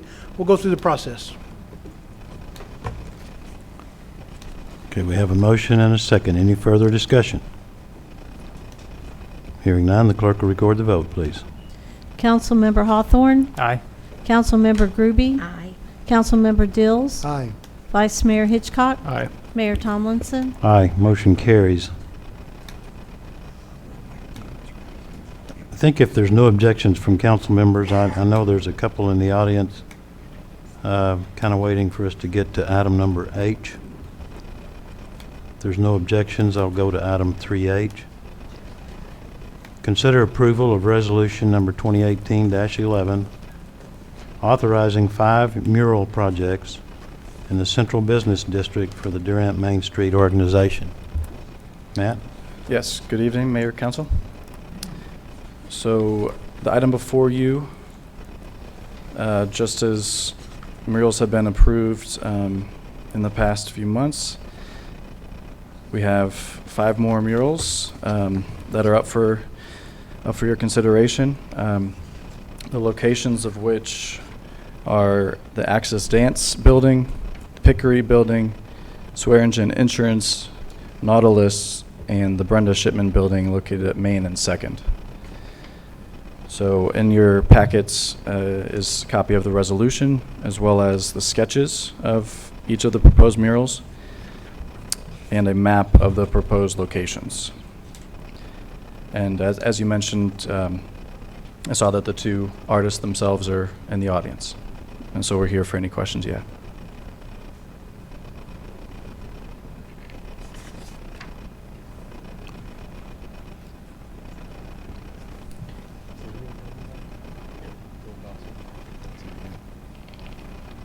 Any questions for Matt? The rest of what, sorry? Correct, five structures. One set of murals for Nautilus. Appears it will wrap around a corner, if I'm not mistaken. Absolutely, yeah. Matt, could you introduce the artists so we could meet them? Sure. Dottie and Clay, remind me your last name? Yeah, please. Moore, yes. I wonder how they got by with using my likeness up there. I just want to say on the Nautilus one, the one above, I guess scroll up, that's going to be we're trying to do interactive art, so it's going to be a stand-in, the one right above it. So it's going to actually look like people can hold the weights themselves, kind of like how the butterfly was in front. We're trying to promote interactive art. It's on a wooden fence. We're going to just spray it. So each of those, these had to be rough sketches, and we had just finished the VFW, so we got them all done before the meeting. And each of those, it'll be like a bent barbell, and them actually holding, where people will be standing in front of those. It's really tiny, so we just wanted to make that clear.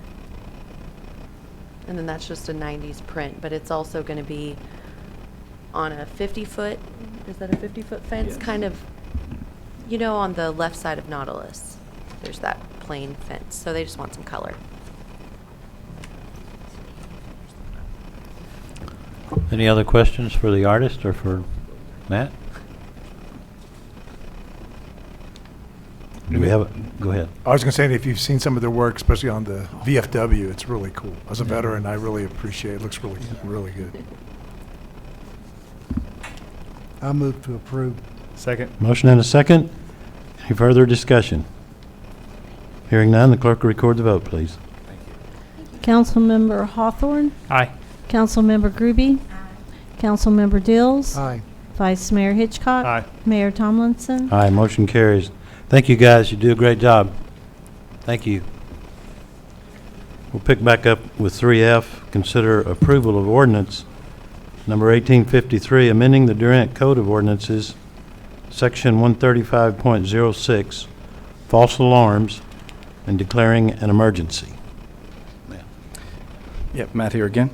So the ordinance that I prepared a draft of, as well as a clean copy for you tonight, is in response to a portion of the monthly report I presented last month at last month's meeting on false alarms and what our community has in the Code of Ordinances compared to Ada, Midwest City, and Medill. Apologies. So tonight, utilizing the other communities' information as well as two examples that I found. Let's see, Franklin County, New York, and let's see, and a community in Iowa City. I passed it through city manager, both fire chief, police chief, and so in that effort, in hopes to provide better parameters of what we consider to be false alarms, I've prepared the draft amending our section 135.06 titled false alarms to include clear language, definitions, clear differences between intentional and unintentional 911 calls, because our current code does cover intentional 911 calls that we would charge a fee of not to exceed $500. But with this amendment, it would also include unintentional calls being charged at a cost of not to exceed $100. And you might want to clarify, intentional 911 calls that are falsely made, not just intentional 911 Oh, calls. yes. Okay. Apologies. So in this, we're talking about intentional calls being for, disruptive purposes of making a false alarm 911 call, but unintentional being mostly malfunctions, poor installation, and that results in these false 911 calls, false alarms. There is one section one subsection on D, if you'll scroll down to the clean copy. Somehow it didn't make it from the red line into the clean copy, the next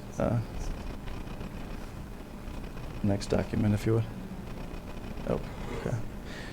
So subsection D2 would read to the same effect of the last part of C. So D2 is missing, apologies for that, but its language follows that of the last number in C. So if I could suggest that the D2, which was typed in originally but didn't make it to this clean copy, you'll see it's blank. It should read, any person found guilty in violation of subsection D, which are the unintentional false 911 calls, shall be punished by a fine not to exceed $100 plus costs per call subsequent to notification. Other than that, I stand by it. Questions for Matt? Mr. Mayor, I have a question, and just maybe to clarify, when you say the fee, whether it's the $500 or the $100 plus cost, are those court costs or those costs of responding to the 911 call? Costs of responding to the call Okay, in terms all right. of employees and equipment use. Perfect.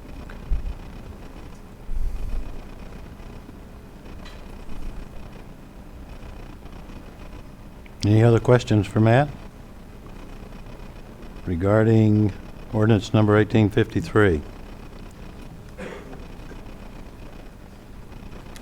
He's made a comment regarding that D2, and you read that to us. So the consideration would include the Right, definition under D2. Right, I hate to make a hiccup in the process, so yeah, I could read that again if you like. I could write it out for you. Anybody need it reread? Entertain a motion. Second. Move to approve ordinance number 1853 to include the, section 1, to include the amendments that he's noted. Second. Motion and a second. Any further discussion? Hearing none, clerk will record the vote, please. Councilmember Hawthorne, Aye. Councilmember Groby, Aye. Councilmember Dills, Aye. Vice Mayor Hitchcock, Aye. Mayor Tomlinson. Aye, motion carries. Move to approve section 2. Second. Motion and a second for section 2. Clerk will record the vote, please. Councilmember Hawthorne, Aye. Councilmember Groby, Aye. Councilmember Dills, Aye. Vice Mayor Hitchcock, Aye. Mayor Tomlinson. Aye, motion carries. Item 3G is consider approval of resolution 2018-12 to update the City of Durant fee schedule to include new false alarm fees. Matt? So as housekeeping item for the just previous, this resolution would update our fee schedule to include those the intentional and unintentional false 911 calls, $500 and $100 respectively, plus costs.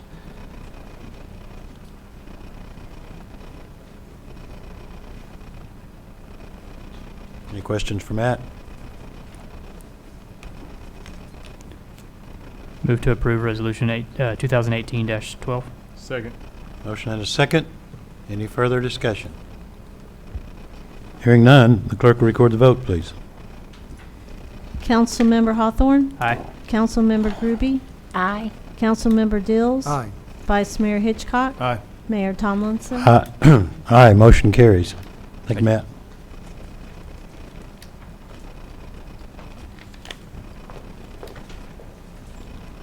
Okay, we got Ms. Becca up, and we'll go to 3I. Consideration to approve the request for authorization to purchase RFAP 2018-160 in the amount of $182,228 for infrastructure improvements at Market Square, partially funded by 17031 CDBG 17 C-2017-65. Good evening. Good evening. The grant that the council received in October, or accepted in October, is our 2017 CDBG. And as the mayor said, it is to make improvements for the Market Square area. The request for authorization to purchase in your packet is for the entire project. And I'm asking you to approve this, so once I achieve the release of funds, which means that the environmental and everything required by Commerce is complete, then we can move forward so we don't have to wait another month. But we will not be spending any money until the release of funds is complete.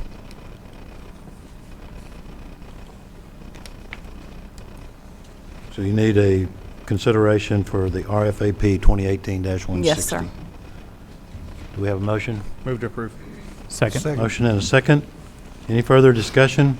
Is this, Becca, is this for our matching funds for the Market Square? Well, it is included in that. This grant requires a 1-to-1 cash match. And so the grant is the $91,114, and it is a dollar-for-dollar match, and we do have that in the budget.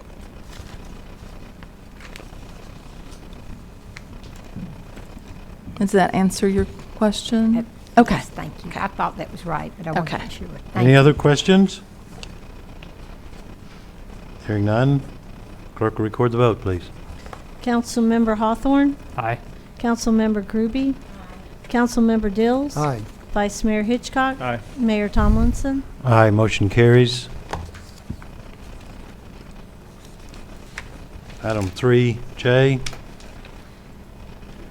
2017 Community Development Block Grant, CDBG, Economic Development Infrastructure Finance Grant Award, 17166, CDBG-ED 87, for water and wastewater infrastructure improvements, C-2018-17, benefiting Steel Fab, Inc. facility to create new jobs at 446 Country Club Road. Now, do you need to discuss that, or do we go into? There's no action for just the heading there, but Okay. each one of the items I'm asking for consideration are listed individually. Okay, we'll have 1 through 6 for consideration. So we're ready to go into consideration. Becca? Okay. Okay. The first item on the agenda, you want to read it, Mayor? Excuse me. I probably should. Okay, go right ahead. Consideration to approve the residential anti-displacement and relocation assistance plan relating to the Community Development Block Grant, Economic Development Infrastructure Finance, CDBG-ED, Award 17166, CDBG-ED 87. This is one of the documents that we're required to approve, which states that if the project were to cause us to relocate someone, that we'd have to follow a certain set of criteria and rules. However, this project does not involve any displacement. Move to approve. Second. Motion and a second. Any further discussion? Hearing none, the clerk will record the vote, please. Councilmember Hawthorne, Aye. Councilmember Groby, Councilmember Dills. Aye. Vice Mayor Hitchcock. Aye. Mayor Tomlinson. Aye, motion carries. Item 2, J2, consideration to approve the statement of compliance to ensure compliance with specific grant award conditions relating to the Community Development Block Grant, Economic Development Infrastructure Finance, CDBG-ED, Award 17166, CDBG-ED 87. Becca? Okay, this document states that we will follow the federal and Oklahoma procurement procedures, and that we will not utilize our funds until we have completed our release of funds. And number 3 is that we have secured all of our easements, right-of-ways, and real property required for the construction. And the last one, of course, to comply with all items in the grant guidelines and the special conditions of the contract. On number 3, we have not secured or completed our easements, Tom, for this project. So my recommendation is that this document be approved contingent upon number 3 being completed. Okay, you just threw me a curve. We're on number 2, right? Did I not do that? Yes, statement of compliance. Yes, sir. Correct. Okay, we haven't taken action on that yet, right? Did we? No. You voted on 1, correct, Cindy? We're on item number Two. 2, but we're on number 3 of the statement of compliance, which is item number Yes. 2. I'm sorry, Mayor. There's 4 items listed on the statement of compliance, and I was just identifying what those items involve, but we are on number 2, J2. Does number 2 require action, or is number 3? Number 2 does take action to approve the statement of compliance, but within the statement of compliance, there's an item that says that we have all of the easements, and those easements, we have not obtained all the easements required for this project.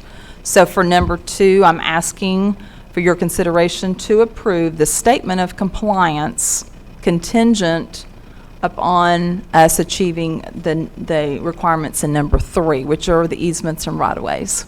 Is that clear, Tom? It is. And those easements and right-of-ways, correct me if I'm wrong, they are identified and available. They've just not been finalized. That's Yeah, correct. Okay, I'm sorry, I understand that. I'll make a motion to approve the statement of compliance contingent upon section 3 requirements being met. Second. Motion and a second. Any further discussion? Hearing none, the clerk will record the vote, please. Councilmember Hawthorne? Aye. Councilmember Groby? Aye. Councilmember Dills? Aye. Vice Mayor Hitchcock? Aye. Mayor Tomlinson? Aye, motion carries. Now item 3. I'm sorry. Consideration to approve resolution number 2018-15 relating to the Steel Fab Inc.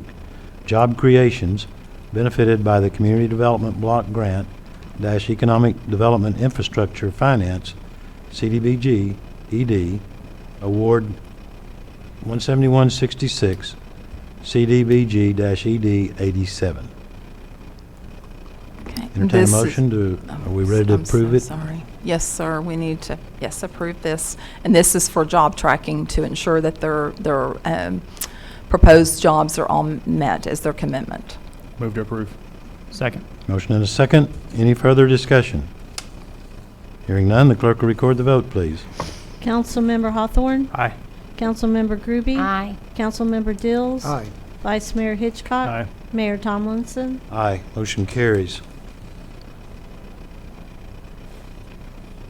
Item 4 is consideration to approve ordinance number 1854 relating to the Steel Fab Inc. job creations benefited by the Community Development Block Grant - Economic Development Infrastructure Finance, CDBG-ED, Award 17166, CDBG-ED 87.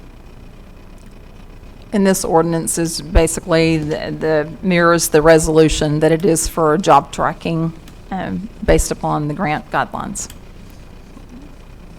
We'll move to approve ordinance 1854, sections 1 and 2, and there's a typo down at the bottom where it says There approved is. this today. Change that to say regular city council meeting. I'm sorry, which one, Councilman? Where?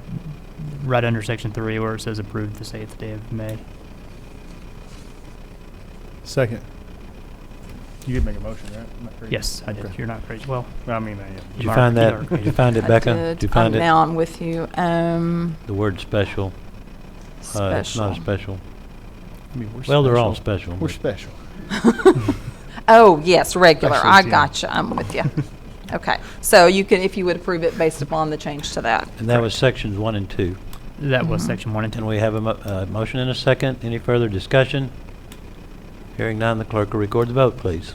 Councilmember Hawthorne? Aye. Councilmember Groby? Aye. Councilmember Dills? Aye. Vice Mayor Hitchcock. Aye. Mayor Tomlinson. Aye, motion carries. Move to approve Section 3. Second. Motion and a second for Section 3. The clerk will record the vote, please. Councilmember Hawthorne. Aye. Councilmember Groby. Aye. Councilmember Dills. Aye. Vice Mayor Hitchcock. Aye. Mayor Tomlinson. Aye, motion carries. Item J5, consideration to approve the request for authorization to purchase RFAP 2018-149 construction in the amount of $882,715 for infrastructure construction costs relating to the Community Development Block Grant - Economic Development Infrastructure Finance, CDBG-ED, Award 17166, CDBG-ED 87. Okay, and this project is divided into two different categories: non-construction, which include the engineering and permits, and then our construction dollars. So this is the balance from the whole the $1 million, and this is what we have in the budget, $882,715,000. And once again, this is for our internal process, so that once I have release of funds achieved, we can move forward with expenditures. But as I've noted in the top paragraph, no expenditures will be obligated until that release of funds is completed. And this has all been grant funded. No city That's money. correct. It's 100%. Move to approve. Second. Motion and a second. Any further discussion? Hearing none, the clerk will record the vote, please. Councilmember Hawthorne. Aye. Councilmember Groby. Aye. Councilmember Dills. Aye. Vice Mayor Hitchcock. Aye. Mayor Tomlinson. Aye, motion carries. Item J6, consideration to authorize the mayor to sign documents relating to the Community Development Block Grant Economic Development Infrastructure Finance, CDBG-ED, Award 17166, CDBG-ED 87. That's just, yeah. Motion, Second. second. Any further discussion? Sign stuff. Hearing none. Clerk will record the vote, please. Councilmember Hawthorne. Aye. Councilmember Groby. Aye. Councilmember Dills. Aye. Vice Mayor Hitchcock. Aye. Mayor Tomlinson. Aye, motion carries. Thank you very much. Thank you, Becca.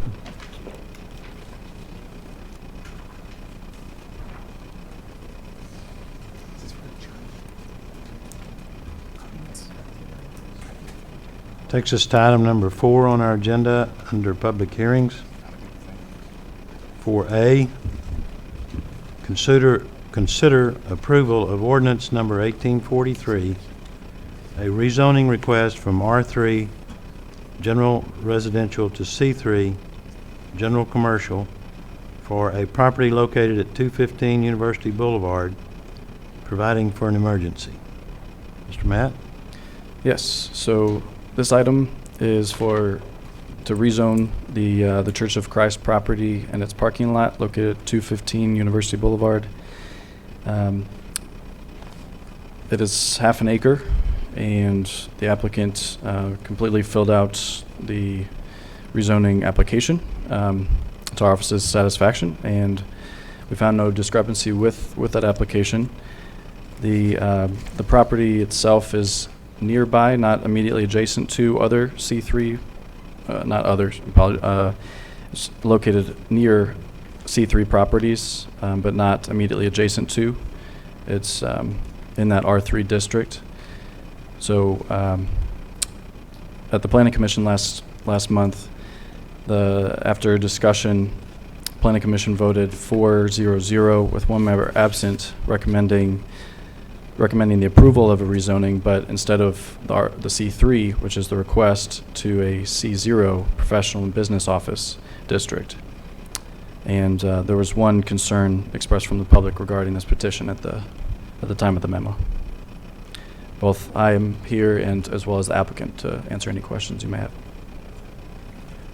And for the record, under public hearings, anyone in the audience can speak regarding this request, whether in opposition to or in favor of, or whatever concerns, issues, or questions. Anyone in the audience have any comments, questions regarding Ordinance 1843, a rezoning request. And then, as I'm, and council is understanding, the approval was for a CO, Correct. which is commercial office designations. Correct. That's what Planning Commission And I'm recommends. assuming the property owner was okay with that? No,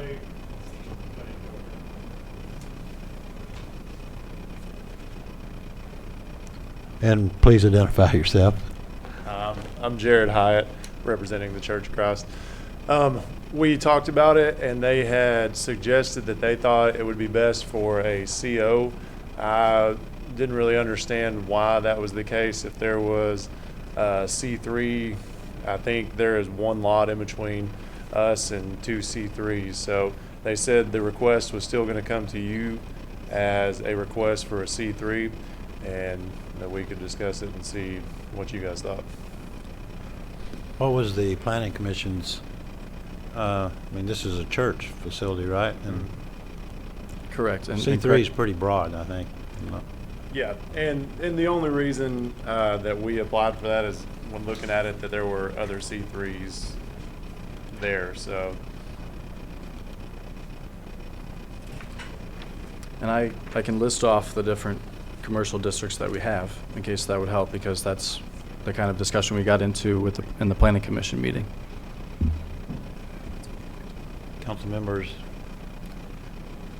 My only question is the C3 right next door to you, that red roof building? Usually we have a breakdown that shows what all's around, and that's why I just believe it's to the east are the two C3s. Okay. It's currently the large southeastern parking lot at the corner of First and University. Okay. But it is also in your packets, the map showing the zoning districts by parcel. Oh, maybe I shouldn't see it. Sorry. You need to scroll down for it. Maybe I'm crazy. Where's it?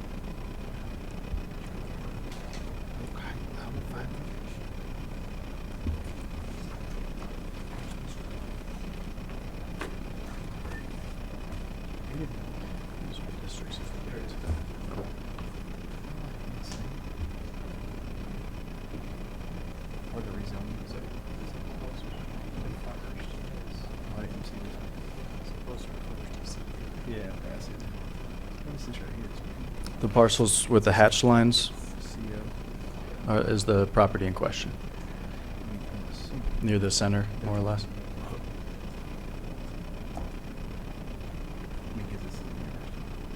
Is that R3 all around it? Yes, sir.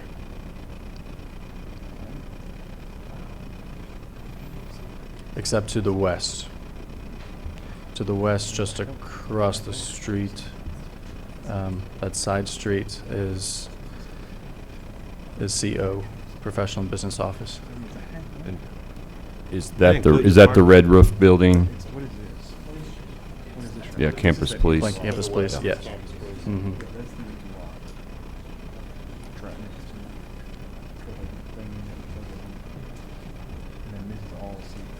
Does that include the parking lot? I mean, there's a parking lot in there. We own the parking lot. And then the building? To the west of our building, the Student Bible Center, we have that parking lot as well. And that's all a part of this zoning request? Correct. Matt, what would C3 allow the property owner to do? Could allow anything from grocery store to gas station, really the whole gamut. If it'll help the council, I'll read the C3 description. So C3, General Commercial District, is described in our code as, this commercial district is designed for the conduct of personal and business services and the general retail trade of the community. It is designed to accommodate a wide variety of commercial uses in the central business district or areas of mixed business enterprises. It will not normally be applied in the case of new commercial areas.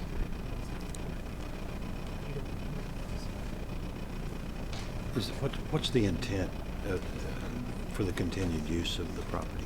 We're planning on staying there. This is all just about the appropriate value. When I took over as the director there, Southeastern had approached us we've owned it for 6 years. What they told me, Southeastern has approached us to buy it several times, and it appraises for about $167,000 right now, and I just don't think that is the appropriate value for where we are at.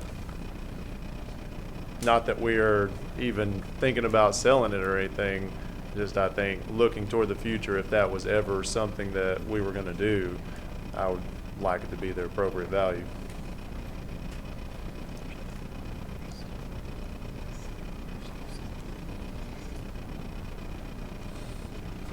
Any questions? Anyone else in the audience? Anyone else in the audience? Yes, ma'am. I'm sorry, ma'am. You'll need to identify yourself, and I don't think we could hear the question. Linda Gray. I was just wondering, what is the Wesley Center? Is that residential? That's on the other side of the... West campus. Yeah, just west. I'll have to consult the map here. Some of it's professional and business knowledge right there. But that's not it. It's either R3 or CO.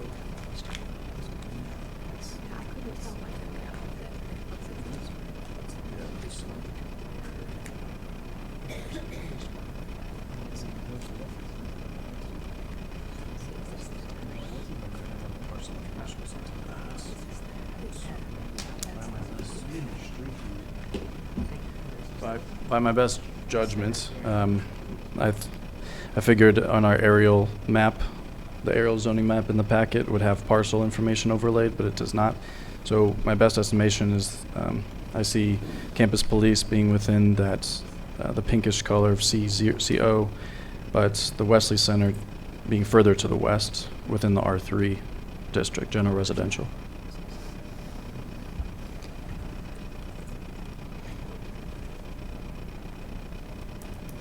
Can anything be put in there? Is a convenience store? Who's asking? Can a convenience store be put in there? Rex, I'm sorry. You'll have to come forward, identify yourself. You just said under C3, anything can be put under there. Can a convenience store be put there? I think that's what he said. Well, that's going to create some issues, I would think. You got so many feet, I would think, within a church. You wouldn't want a liquor to be sitting there selling right out your back door.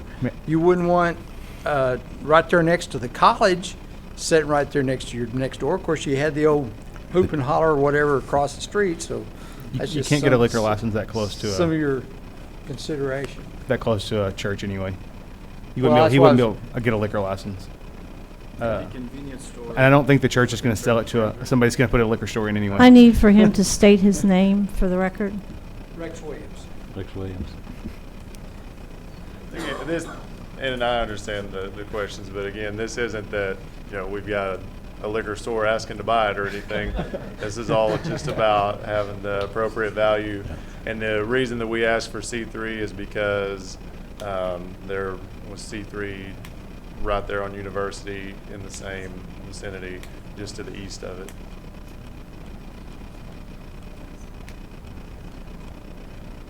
Well, and I see C2 for sure. Where's the C3? Well, if you'll allow me, so whereas residential districts by zone increase in density and intensity of use, the commercial zoning districts actually vary a little bit more. The C2 is actually titled Highway Commercial and Commercial Recreation District, so this is for land within a certain buffer zone of a highway, which this, I believe, does not, now that First Street no longer belongs to ODOT, this would not fall within the certain zoning, the buffer zone of a highway to be considered C2. And if you'll let me list off the other commercial districts, just so we're all aware, public and you all officials. So CO, Professional and Business Offices District, that's what Planning Commission recommends. C1 is Convenient Commercial District. So strip centers is a typical example of C1. C2 does have a wide range of uses. So C2 is highway commercial and commercial recreation, so adjacent or near a highway. And then C3, which is the applicant's request, general commercial district, which is the highest intensity of use, would provide for the most options in the future. Hopefully that helps. Anyone else in the audience? Anyone else in the audience? Anyone else in the audience? We'll close the public hearing portion. Council members have any further questions for Matt? Or for, I'm sorry, your name again, sir? Jared Hyatt. Jared? Yes. Thank you.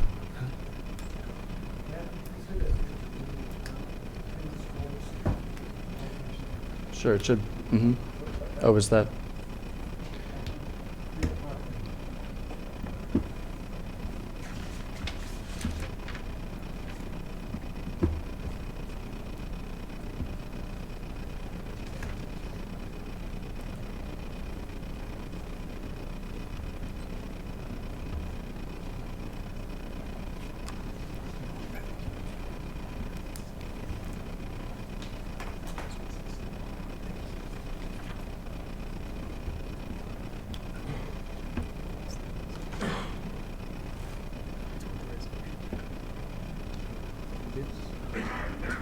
Your preference is C3, but we know we've got a recommendation to CO. Council members have any further questions? Not, entertain a motion. So I move to approve ordinance 1843 rezoning request for R3 to C3. Second. I have a motion, I have a second for clarification from R3 to C3. That's what's stated in the thing. That's what this gentleman wants. I think it makes sense there. Have a motion and a second. Any further discussion? Section 1. Thank you, Marty. I couldn't read the ordinance. He beat me. Mr. Mayor, if I might, and I don't care either way about this, but I might just remind council that as has been discussed at a couple of recent meetings, once the zoning takes place, you're sort of locked in. So if whatever fits within that zoning request is applied for down the road, if it fits in C3, regardless of what it is, it's going to be real tough to not approve it. So just keep that in mind, because the zoning request is the important part of it.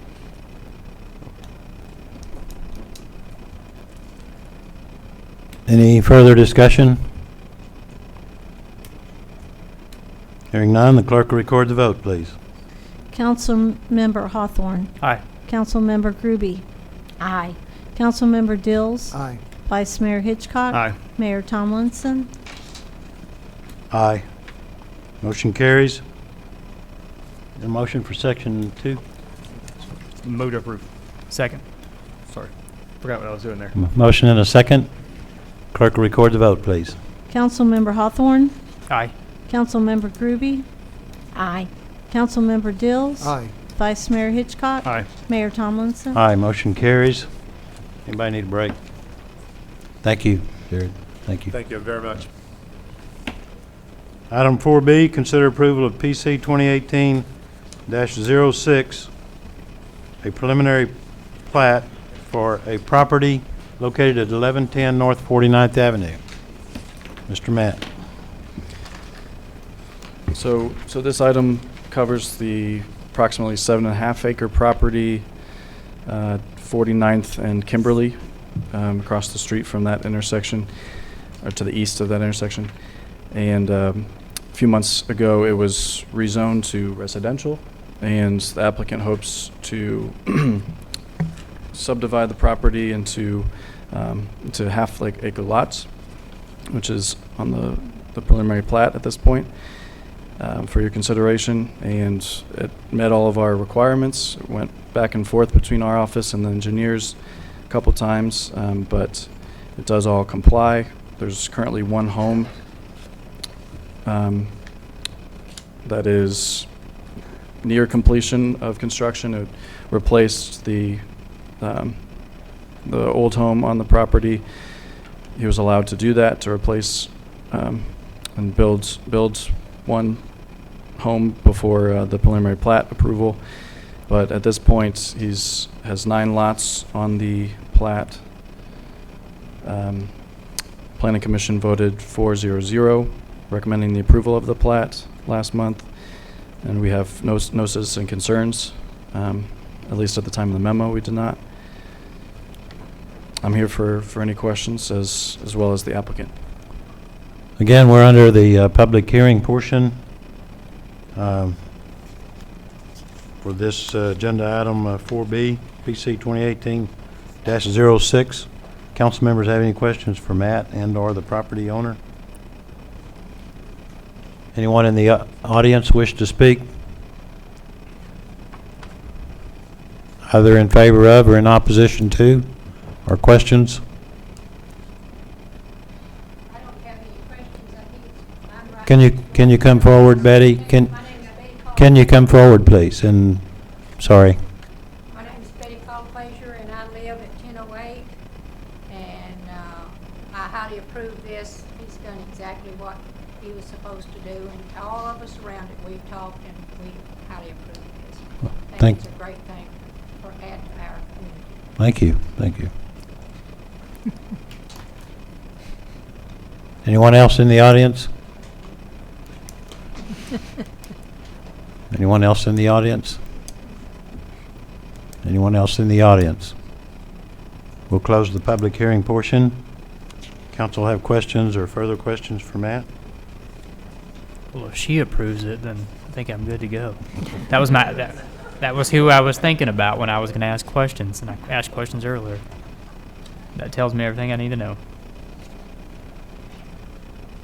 We have a recommendation from Matt and the Planning Commission. What's your pleasure?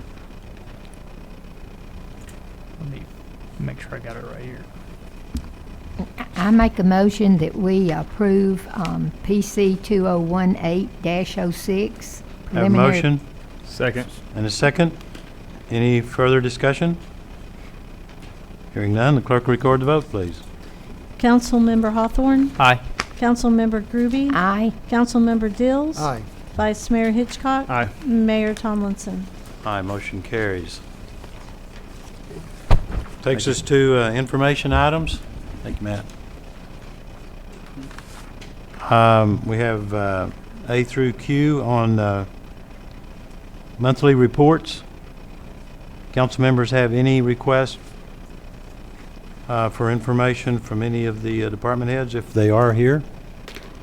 Mr. Mayor, I have a question, please, on item F under financial reports. Okay. I noticed that we paid $16,937.82 for treasurer. Can somebody explain that?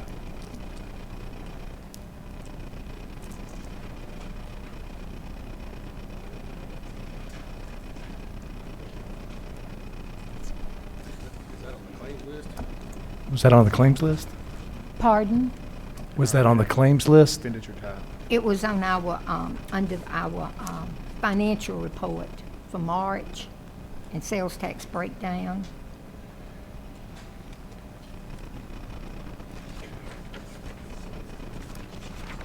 It's this period, city Do I treasurer. need to go back and find 16. it?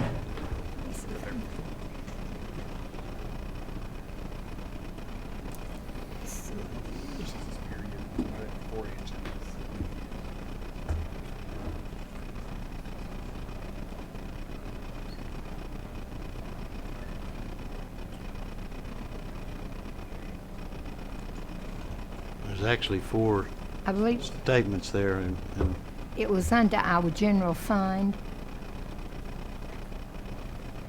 Payments, city treasurer, $16,937.82 for this period. Is that from that's this the fund? monthly. I mean, do we have the previous months to look at? That's listed under expenditures. I believe that's the department of the city treasurer's office. Yes, would that have been before Miss Chen left? I'm trying to think when she left the end of March, I believe. Could have been included yeah, in this that is without, for without March. looking at the, at that exact, and Ms. Gruby, I'll be happy to follow up with you and take a look at that without looking at that to see what those expenditures were. I don't have that in front of me to be able to answer Sorry about specifically to that. Okay. Yeah, I would just like to ask a few questions, so maybe I can call you tomorrow or something. Okay. Okay. Thank you. Thank you.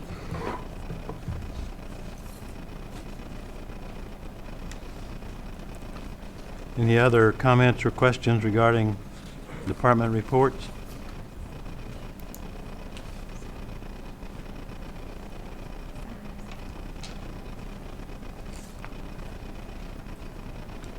Just as a reminder to department heads, your reports are appreciated and good information and appreciated. Takes us to item number 6 then, under citizen comments on non-agenda items. Citizens wishing to address the council regarding matters which are not listed on the agenda will be required to sign up no later than 5 minutes prior to the scheduled starting time. The sign-in sheet contains space for your name, address, phone number, etc., and topic to be discussed.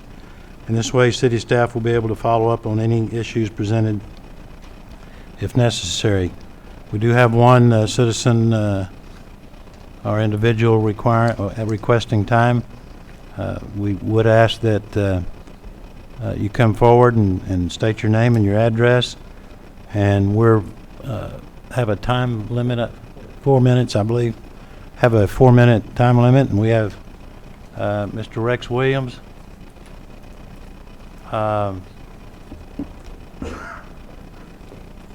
Rex Williams, live at 1163 State Highway 70E, Calera, Oklahoma. I understand we've got on a ballot that's supposed to be proposed on June the 26th of a $20 million bond issue that you want to be paid for by the property owners that live inside the city limits of Durant. I haven't seen anything about this. It's really hard to kind of know what's going to be fixed, what's not going to be fixed. And at the end of the day, I'm sitting here saying, why are we doing this?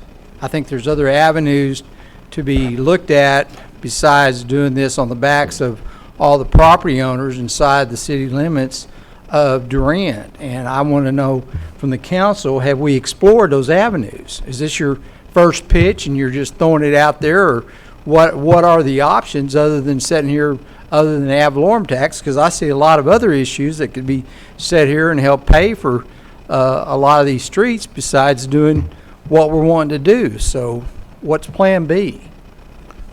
Mr. Williams, this is your opportunity to address the council. Yes, sir. We're open for further discussion. Well, my question is I think there's a lot of property owners that are heavily opposed to this. And the question is you want us to basically ante up $20 million for ad valorem tax, when if doing some proper financing, whatever, we could basically fix our streets without doing this. So my question is, have we considered all the other alternatives? What other alternatives have we considered other than sitting here and say, well, gee, we'll just do that with ad valorem tax? I mean, there was no town hall meetings to basically discussion. There's really nothing on your website that shows any of this. There's nothing out there for the public to look at, and it's very vague, at least what I've been able to find out, exactly what streets are going to be fixed and what all is going to be done. Because, like you say, we're paying for a lot of the past sins on what was done in the past because it wasn't done right. Now we're going to try to fix some of that. Well, how do we know it's going to be done right this time? So my question to the council is, what other options are out there? Had you gentlemen and ladies, have you not looked at the other options that are available? Or you just sit here and say, well, let's just let the property owners, let's put it out there and let them vote on it, and then we'll decide from there. Is that basically what we're going to do, Mayor? Rex, I appreciate your input. I can assure you that it's not just been thrown out there. I can assure you that specifics are out there, and if I think that information's available. Where's it at? I think this is one of the best opportunities for our citizens, and yes, other things were looked at, but I think it's probably on the website. Yes, Mr. Mayor. If you look at the actual agenda item from last month, the bond issue that's coming up has specific streets, has 4 major streets, reconstruction and repair, and then it has them listed out. I mean, there's a ton of documents on last month's agenda, and you can find that all on our website. So, and it lists them specifically, as well as what the balance of the $6 million, there's $14 million for the 4 major street repairs, and there's $6 million left over that will go to mill and overlay approximately 400 to 500 blocks. That $6 million has to be utilized for streets, so it cannot be utilized for any other function. And also, you got 30% of the total bond that's going to be used for discretionary purposes? No, Rex, you're not listening. I just said the $6 million is the 30%. That has to be used for streets. It cannot be used for any other function. It's listed, if you read the bond documents that are online, it specifically outlines all of that. Okay.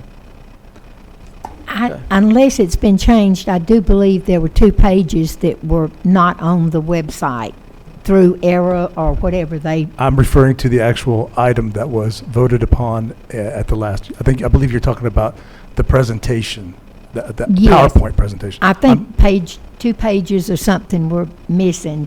That's what I had heard, that they were not on the website, which probably was an oversight, and maybe that would clear things up if they were put on there. Those pages had nothing to do with Mr. Williams' question here. Thank His you. question was in regard.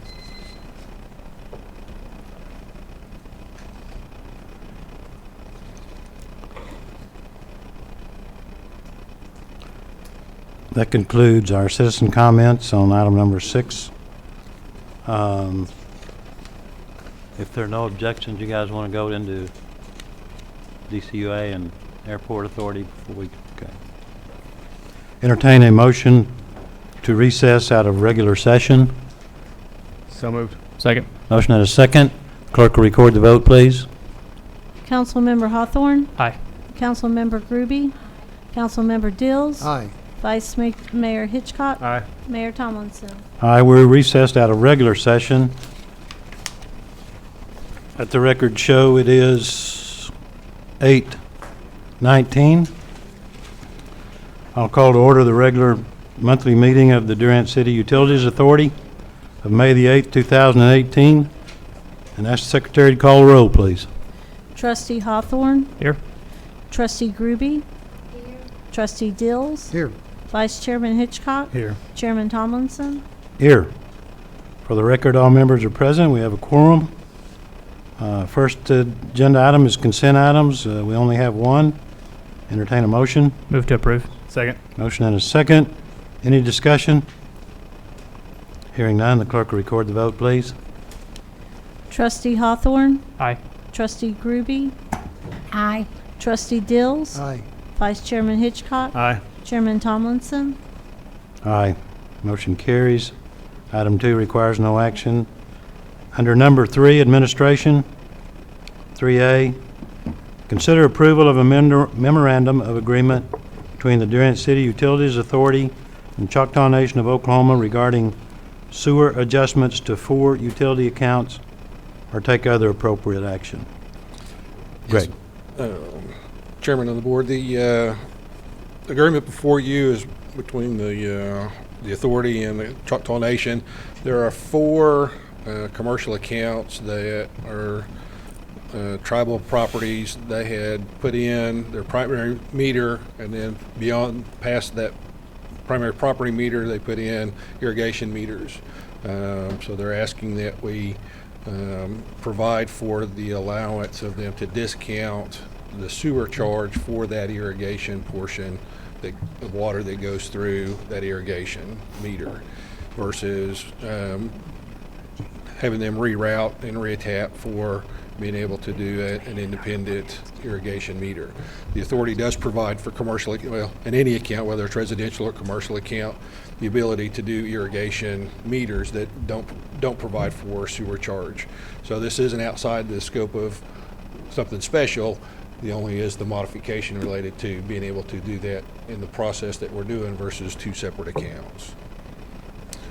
It does provide that in the event that their service line does have to be replaced in the future, that they would then bring those lines into compliance and then recognize that any new construction by the tribe would be in compliance with dual meters. So it just affects these 4 accounts. Any future will be set up appropriately with our normal process, and that if these have to be changed in the future, they would be brought into compliance. Questions for Mr. Buckley?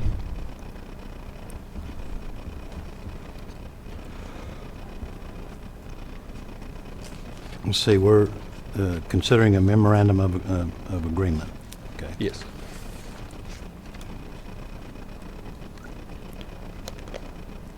Any questions, or we ready for a motion? Will this be sort of like at our home, if we have a sprinkler system and we've had a separate meter Yes. put in for our sprinkler system?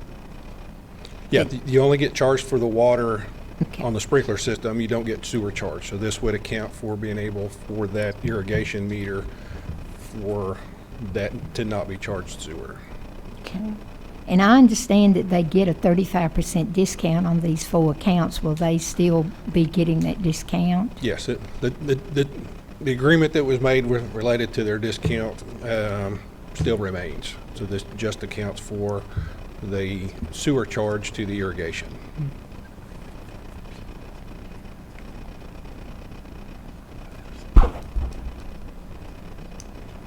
Any other questions for Mr. Buckley? If a commercial or residential customer did the same thing, if I had a separate meter, I could come and ask for the same thing.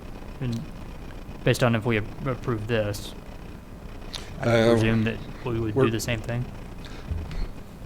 We're kind of making a special exception since they've already have the meters in place to allow for this. But if a new residential or new commercial would come in and they have it to put in a new, they would be required to put in a separate meter.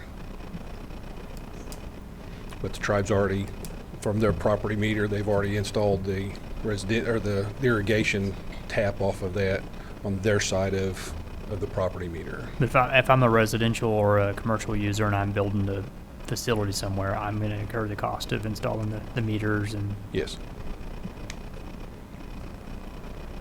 Move to approve. Second. Motion and a second. Any further discussion? Hearing none, the secretary will record the vote, please. Trustee Hawthorne. Aye. Trustee Groby. Aye. Trustee Dills. Aye. Vice Chairman Hitchcock. Aye. Chairman Tomlinson. Let me preface my vote with this. I am an employee of the Choctaw Nation. I have no financial interest whatsoever, but I will abstain. Motion carries. Thank you. Thank you, Greg. Item 3B, consider approval of request for authorization to purchase for the rewinding of a motor for the water treatment plant for $17,223.96, RFAP 2018-159. How you doing, Good Brett? evening. This is one of our pumps at the high service pump station that fills our towers. We have 4 pumps up there. This is a backup to one of the other ones. 2 of those will only do 3.5 million a day, and these will do 10 million a day.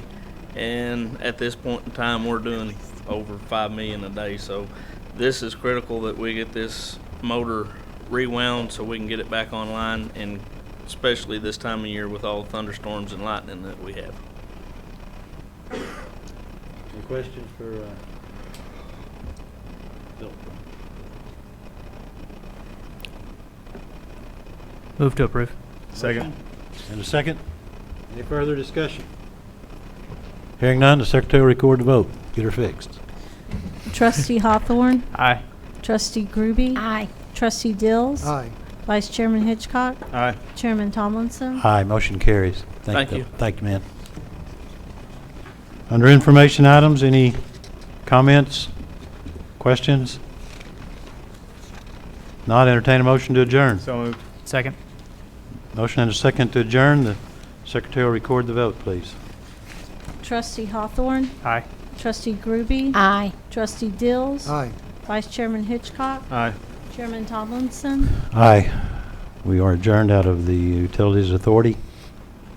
For the record, it's 8:26. I'll call to order the regular monthly meeting of the Darien Airport Authority of May the 8th, 2018. Ask the secretary to call the roll, please. Trustee Hawthorne. Here.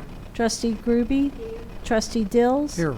Vice Chairman Hitchcock. Here. Chairman Tomlinson. Here, for the record, we have a quorum. All members are present. First agenda item, consent items. Do we have a motion? Move to approve. Second. Motion and a second. Any discussion? Hearing none. Secretary will record the vote, please. Trustee Hawthorne. Aye. Trustee Groby. Aye. Trustee Dills. Aye. Vice Chairman Hitchcock. Aye. Chairman Tomlinson. Aye. Motion carries. Item 2 requires no action. Item number 3, we didn't have anybody sign up. Under administration, item number 4, consider approval of joint resolution 2018-14, authorizing the acquisition of real property for the purpose of extending the runway at Durant Regional Airport, Eager Field, and declaring a necessity. You've heard the presentation from city attorney or in our city council meeting. Are we ready for a motion? Move to approve. Motion Second. and a second. Any further discussion? Hearing none, the secretary will record the vote, please. Trustee Hawthorne. Aye. Trustee Groby. Aye. Trustee Dills. Aye. Vice Chairman Hitchcock. Aye. Chairman Tomlinson. Aye, motion carries. We are at item number 5, under information items. I believe we're going to have a presentation, if they're still here and still awake. Presentation of airport hangar market assessment provided by KSA Engineering. Mr. Marty Cook. Byron, got a clicker. So some months ago that you tasked us with finding some market research on the airport, things like hangar lease rental rates and market assessments. KSA Engineering has been doing and performing that work for us. They've been real good and put together a book I've laid on each of your desks before you got here with the entire report. It was also in your packet, but I don't know if you went through that all yet. So you can follow along in the book. He has a little slideshow to present. This is Michael Mitchell.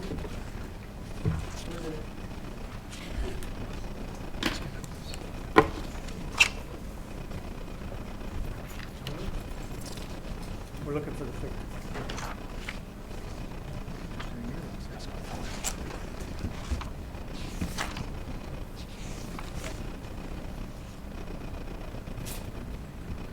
Good evening, and thank you for your time. As Marty mentioned, we were contracted by the city to perform a basic market assessment of the airport. And let's see. Is it going to work? We're just kidding. You gotta walk over here to the space bar.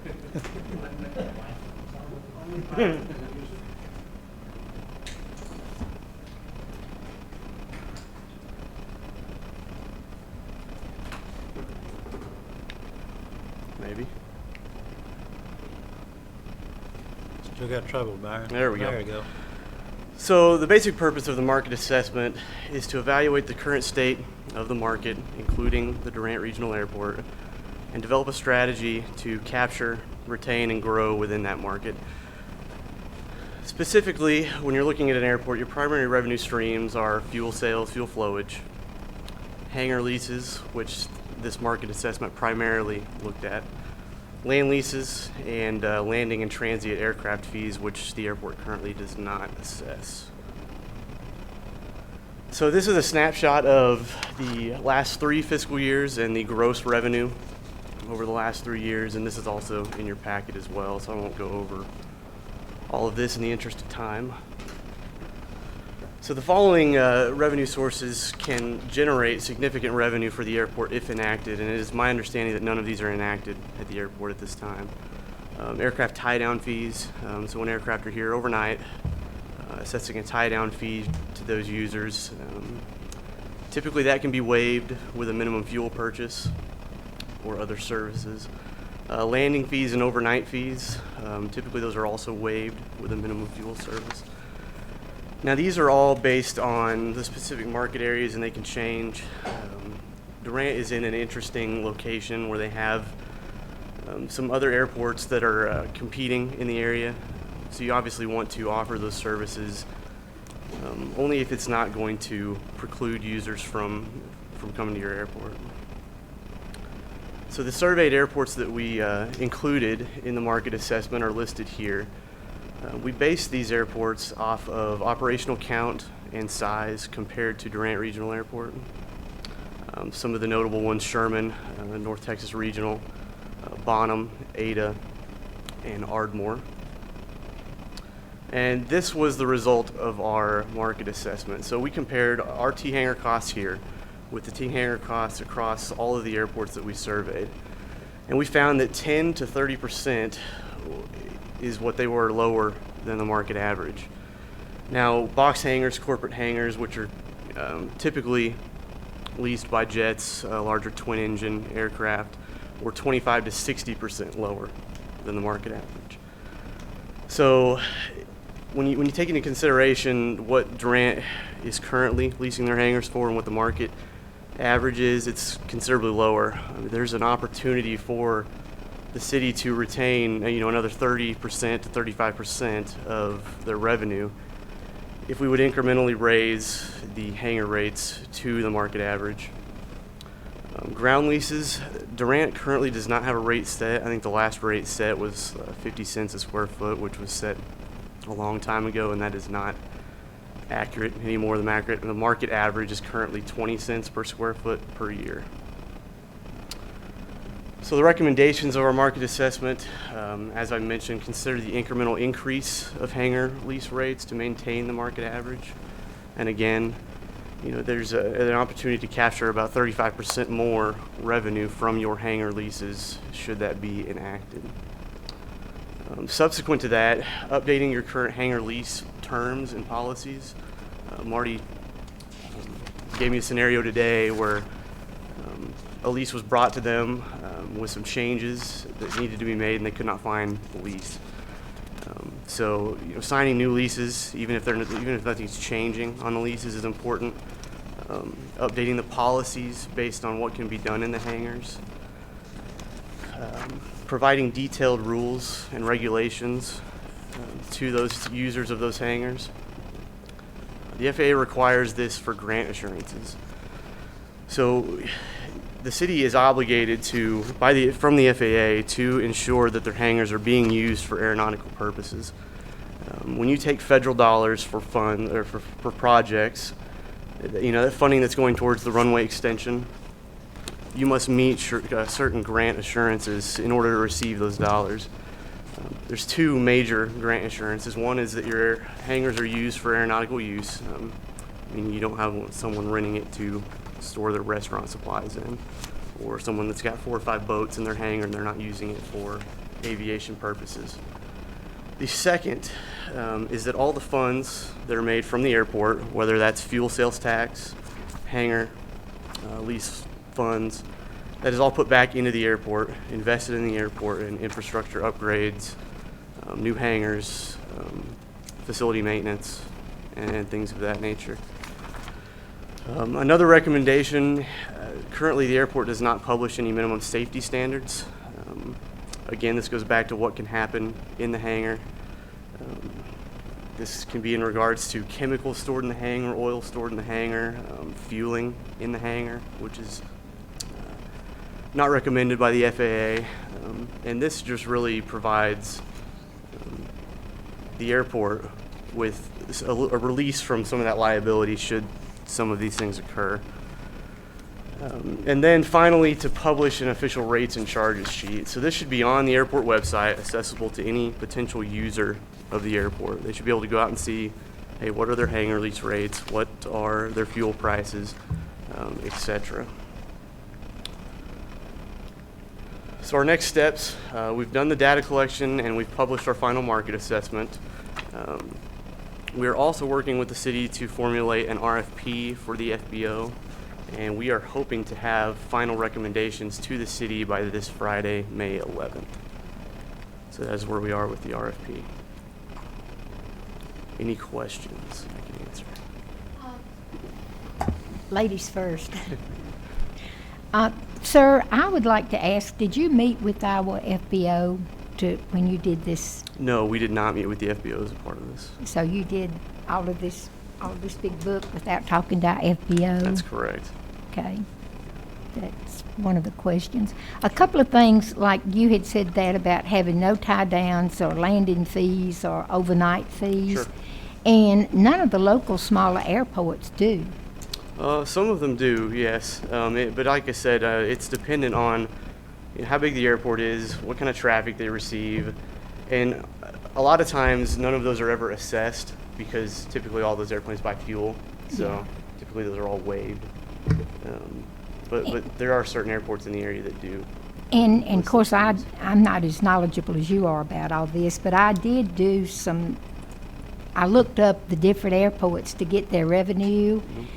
Their revenue and their expenses, and I think that as far as what we're bringing in revenue, we're right up there with like Grayson. Sure. If you compare, so the revenue part is good, and I'm not real sure, and you can correct me on this, but as far as grant assurances, I have a note here, we will not be able to get any more grants with the lease of the large hangar at $200 a month out there. And this might be an attorney question. I saw this on a federal website. Sure. Do you know? Specific to that hangar on a federal website, that one hangar? It applied, the federal law applies to any time you, it would apply to that big hangar because we're leasing it for $200 a month. And I could find that, but Let me make sure I'm clear. I'm happy to do some research on it and see what we can find out. But your statement is that we can't get a grant for that hangar because we're leasing it to someone else. Your statement was not that we can't get a grant for the airport. Right. Okay. Sure. Okay. Okay. Right. And I would say that's We're not leasing every hangar out there. correct. We're full, yes. I think we have a waiting list if I'm not wrong. As far as our No, hangar. absolutely. We always need more Yeah. hangars. Sure, and I'll also say this, it's incredibly rare to get a grant for any kind of hangar project from the FAA. They focus solely on safety projects, runway projects, taxiway projects. It's very rare to get a hangar grant. And just as a statement, I was really surprised to find that normally municipal airports are not really considered a means of revenue for a city. They're more a service instead of providing revenue. That as long as they break even or whatever, but they're not a cash cow for a city. And that's exactly what he's going through here, is Absolutely. that revenue goes back to the airport. It does not subsidize the city in any way, or the utility authority, or any other authority. All airport revenue goes straight back to the airport. That's one of our grant assurances. Sure. And part of that grant assurance is the airport has an obligation to be self-sustaining. And part of that is making sure that you're not charging too little for your hangars. Marty spoke to this today.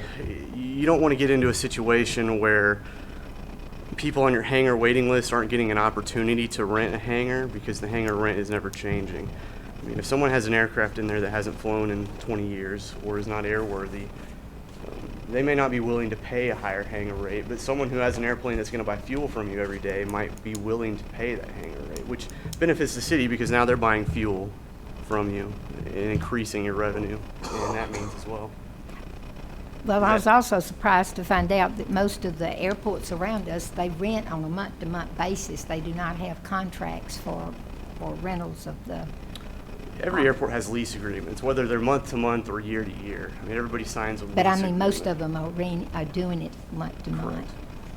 As ours are at this point. Yes. They sign a lease agreement with them, it's a month to month. A month to month. The lease agreement is a means for the city to control what happens in the hangars. You know, should anything go wrong, should they be doing something that's against the policy, that lease agreement allows the city to take action on that. Hope that answers your question. Well, I hadn't read the book yet. I don't think any of us have. It's pretty big. You know, one of the nice things about this book is it does give us a model and a template lease agreement, and some other templates in there that we can utilize to better service our airport. And so we're going to take a hard look, now that we've received the document, at this model lease agreement, which is recommended by the Oklahoma Aeronautics Commission, and use that as a template for our new lease agreement that we're going to have everybody re-sign to make sure that we have all the data collected like we should. I'm not going to badmouth the historical environment of the airport, and we can't find leases and whatever, but from this point forward, I think we have a good starting place because of what he's provided us in this document. So there's some really good information in there.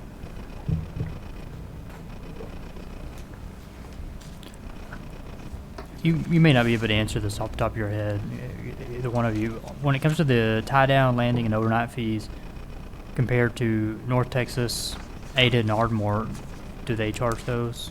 Assuming that there's probably a few. Sure. Well, Lake Texoma Jet Center at Grayson, they do charge overnight ramp fees, but however, I would say almost 100% of those are waived because everybody buys fuel.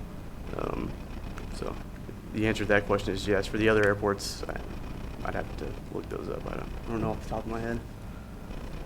So of all the airports you went to, or, you know, compared us to, how did we rack and stack in that? Services provided, airport overall? It's an interesting question because none of the airports have a major casino and resort a mile from them. So your expected services should be at a higher level than most of those airports because they're not servicing the clientele that Durant is or has the opportunity to service. And I think that's a big part going forward, is making sure that, especially with the runway extension. Right now, you guys are precluded from huge jets coming in. A lot of the users of the casino that have larger jets land at Grayson and drive up here. When the runway extension is done, that'll no longer be the case. And they're going to expect, those clients are going to expect services that are provided at Lake Texoma Jet Center. So services we're going to have to add, I'm assuming, that we don't currently have. Lav service, you know, for larger jets, tugs that will accommodate, which I think that's already been taken care of. We're looking at some lav cards. Yep. Just for example, this past weekend, I saw that there were two concerts. There was one Friday night, one Saturday night, and both performers came in on jets. And I don't know how long they stayed. Sometimes they leave right after the concert, but both performers came in on jets. Often the headline. I saw them come over. The semi truck pulls the equipment and all the grips, but the headline performer usually flies in. So. Do you know around about a percentage of the hangars that we have now? How many are not being used for aeronautical use? We don't, honestly, and that's part of the problem. We don't have very good access the way our current lease agreements are written. We haven't gone that extra mile to step into each one of them. A lot of them don't live here necessarily locally, and they don't have to, but we need to get better access to them to verify. I would say the percentage is probably pretty low. 95% probably have a plane in them of some kind. Now, are they airworthy? And that might be a question more for the gentleman in the back. But, you know, I don't know that we're being hoarded too bad, but we need to meet your requirements. My take on this is the fact that we're responsible for public money at this airport, and we want to be responsible for that. And that's not only responsible in spending it, but responsible in receiving it. If I can receive more public money to put back in infrastructure and marketing and advertising and some of those things we haven't done before, we can grow this airport, you know. Are there some that we haven't been in over a year to verify what's in them or what they're doing inside them? There you go. More than 10%? That we have no idea what they're doing, or That we may have to break in the first time. And that's something that you can outline in the model, in the new lease agreement is access, whether it's for rodent control or bug control or anything of that Fire nature, safety. fire safety. So I'm an ex-inspector, so I gotta weigh in kind of. probably not a question for you, but more a question for Marty and Dwayne. Why have we not gone up on hangar leases? Actually, we went up a couple years ago, didn't we? Like a 10% or something, but we stopped. We just, that one time, I think the follow-through in the management over the airport between the different public works directors we've had and the different, positions that have been in that authority, we just kind of fell through on it, to be I mean, honest. it kind of sounds like we might be able to weed some of this out just by the basic going up on hangar. That'll be part of it, absolutely. And we're not talking about a drastic increase, but just market assessment. If we could just Well, get the market it value. also needs to be incremental. Well, and I think the lease contract is a very appropriate way, and the language that would be in that designed that's one of my towards what first- can be in there, what it cannot be for too. That's one of my first duties, is I'm gonna go back now and provide and prepare a lease agreement, probably let him look at it, Mr. Rundle. And we're gonna bring one to you, maybe even as early as next month, to approve as our standard lease agreement from this point forward. Then we could take that out and start getting them, signatures on them and re-meeting the people and getting them involved again. So, it's gonna take some time to work through some of it. Some of these people we may not see for 6 months. We may have to really try hard to get a hold of. We'll just have to find out, so. How many hangars do we have? I mean, T hangars. I believe there's That's it. The numbers I believe there's 26. Isn't that right? Or that may be box hangers. The boxing right. Isn't there a list of them in here? Yeah, 20. Yep. 48 hangars. Yeah, 48 total. 28 of those are T hangers. There you go. So the new lease agreement would require that it be for aeronautical use. Oh, yeah. Sure. Specifically, it would have to have. That's it- actually language that's kind of in ours already. It's just not very specific. We can itemize it out a little better. So you would have to have an airplane in it, whether it flew or not. At least it would be something that But I don't potentially could require you fly. to keep your plane in it all the time. Right. Right? You may also be renting one in Ada and fly back and forth for a work week or whatever. Just because it's not in there on a Tuesday doesn't mean you lose your Right. hangar. So. Well, and that's just my concern is, in my time so far on the council, we built new and there's a waiting list. And Mhm. if we have people that are waiting to have an airplane versus someone that stores mattresses in theirs, I mean, I'm probably going to be more careless with my mattresses than I would be with my airplane. Sure. So if they store mattresses and gasoline, just want to make sure we're doing it safely. Well, I don't think it's that the current lease doesn't outline that it has to be for aeronautical use. It doesn't outline a means for the city to act if it is not being used for aeronautical. Right. Any other questions for Marty?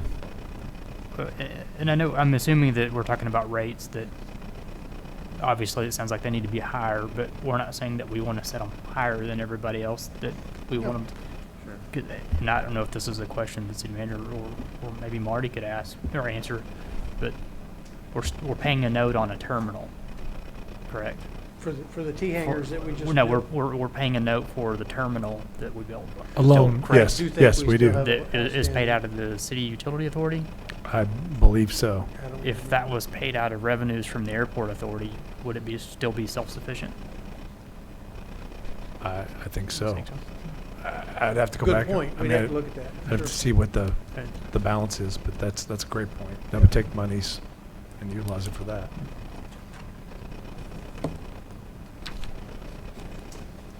Any other questions, comments? Marty, sir, thank you. All right. Thank you for your time. Good report. Gives a working tool for Marty.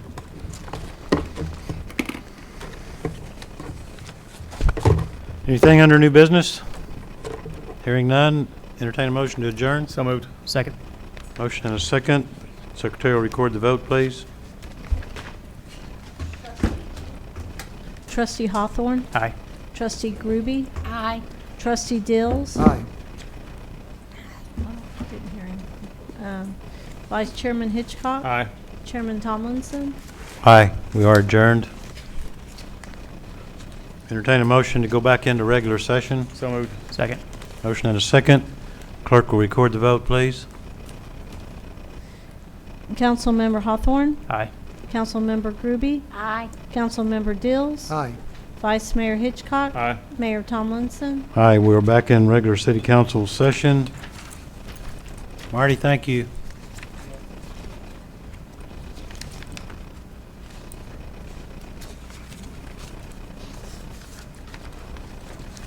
Pick up with agenda item number 7, executive session. Entertain a motion to go into executive session. So moved. Second. Motion and a second. Clerk will record the vote, please. Councilmember Hawthorne, Aye. Councilmember Groby. Aye. Councilmember Dills. Aye. Vice Mayor Hitchcock. Aye. Mayor Tomlinson. Aye. We are in executive session. We shall return.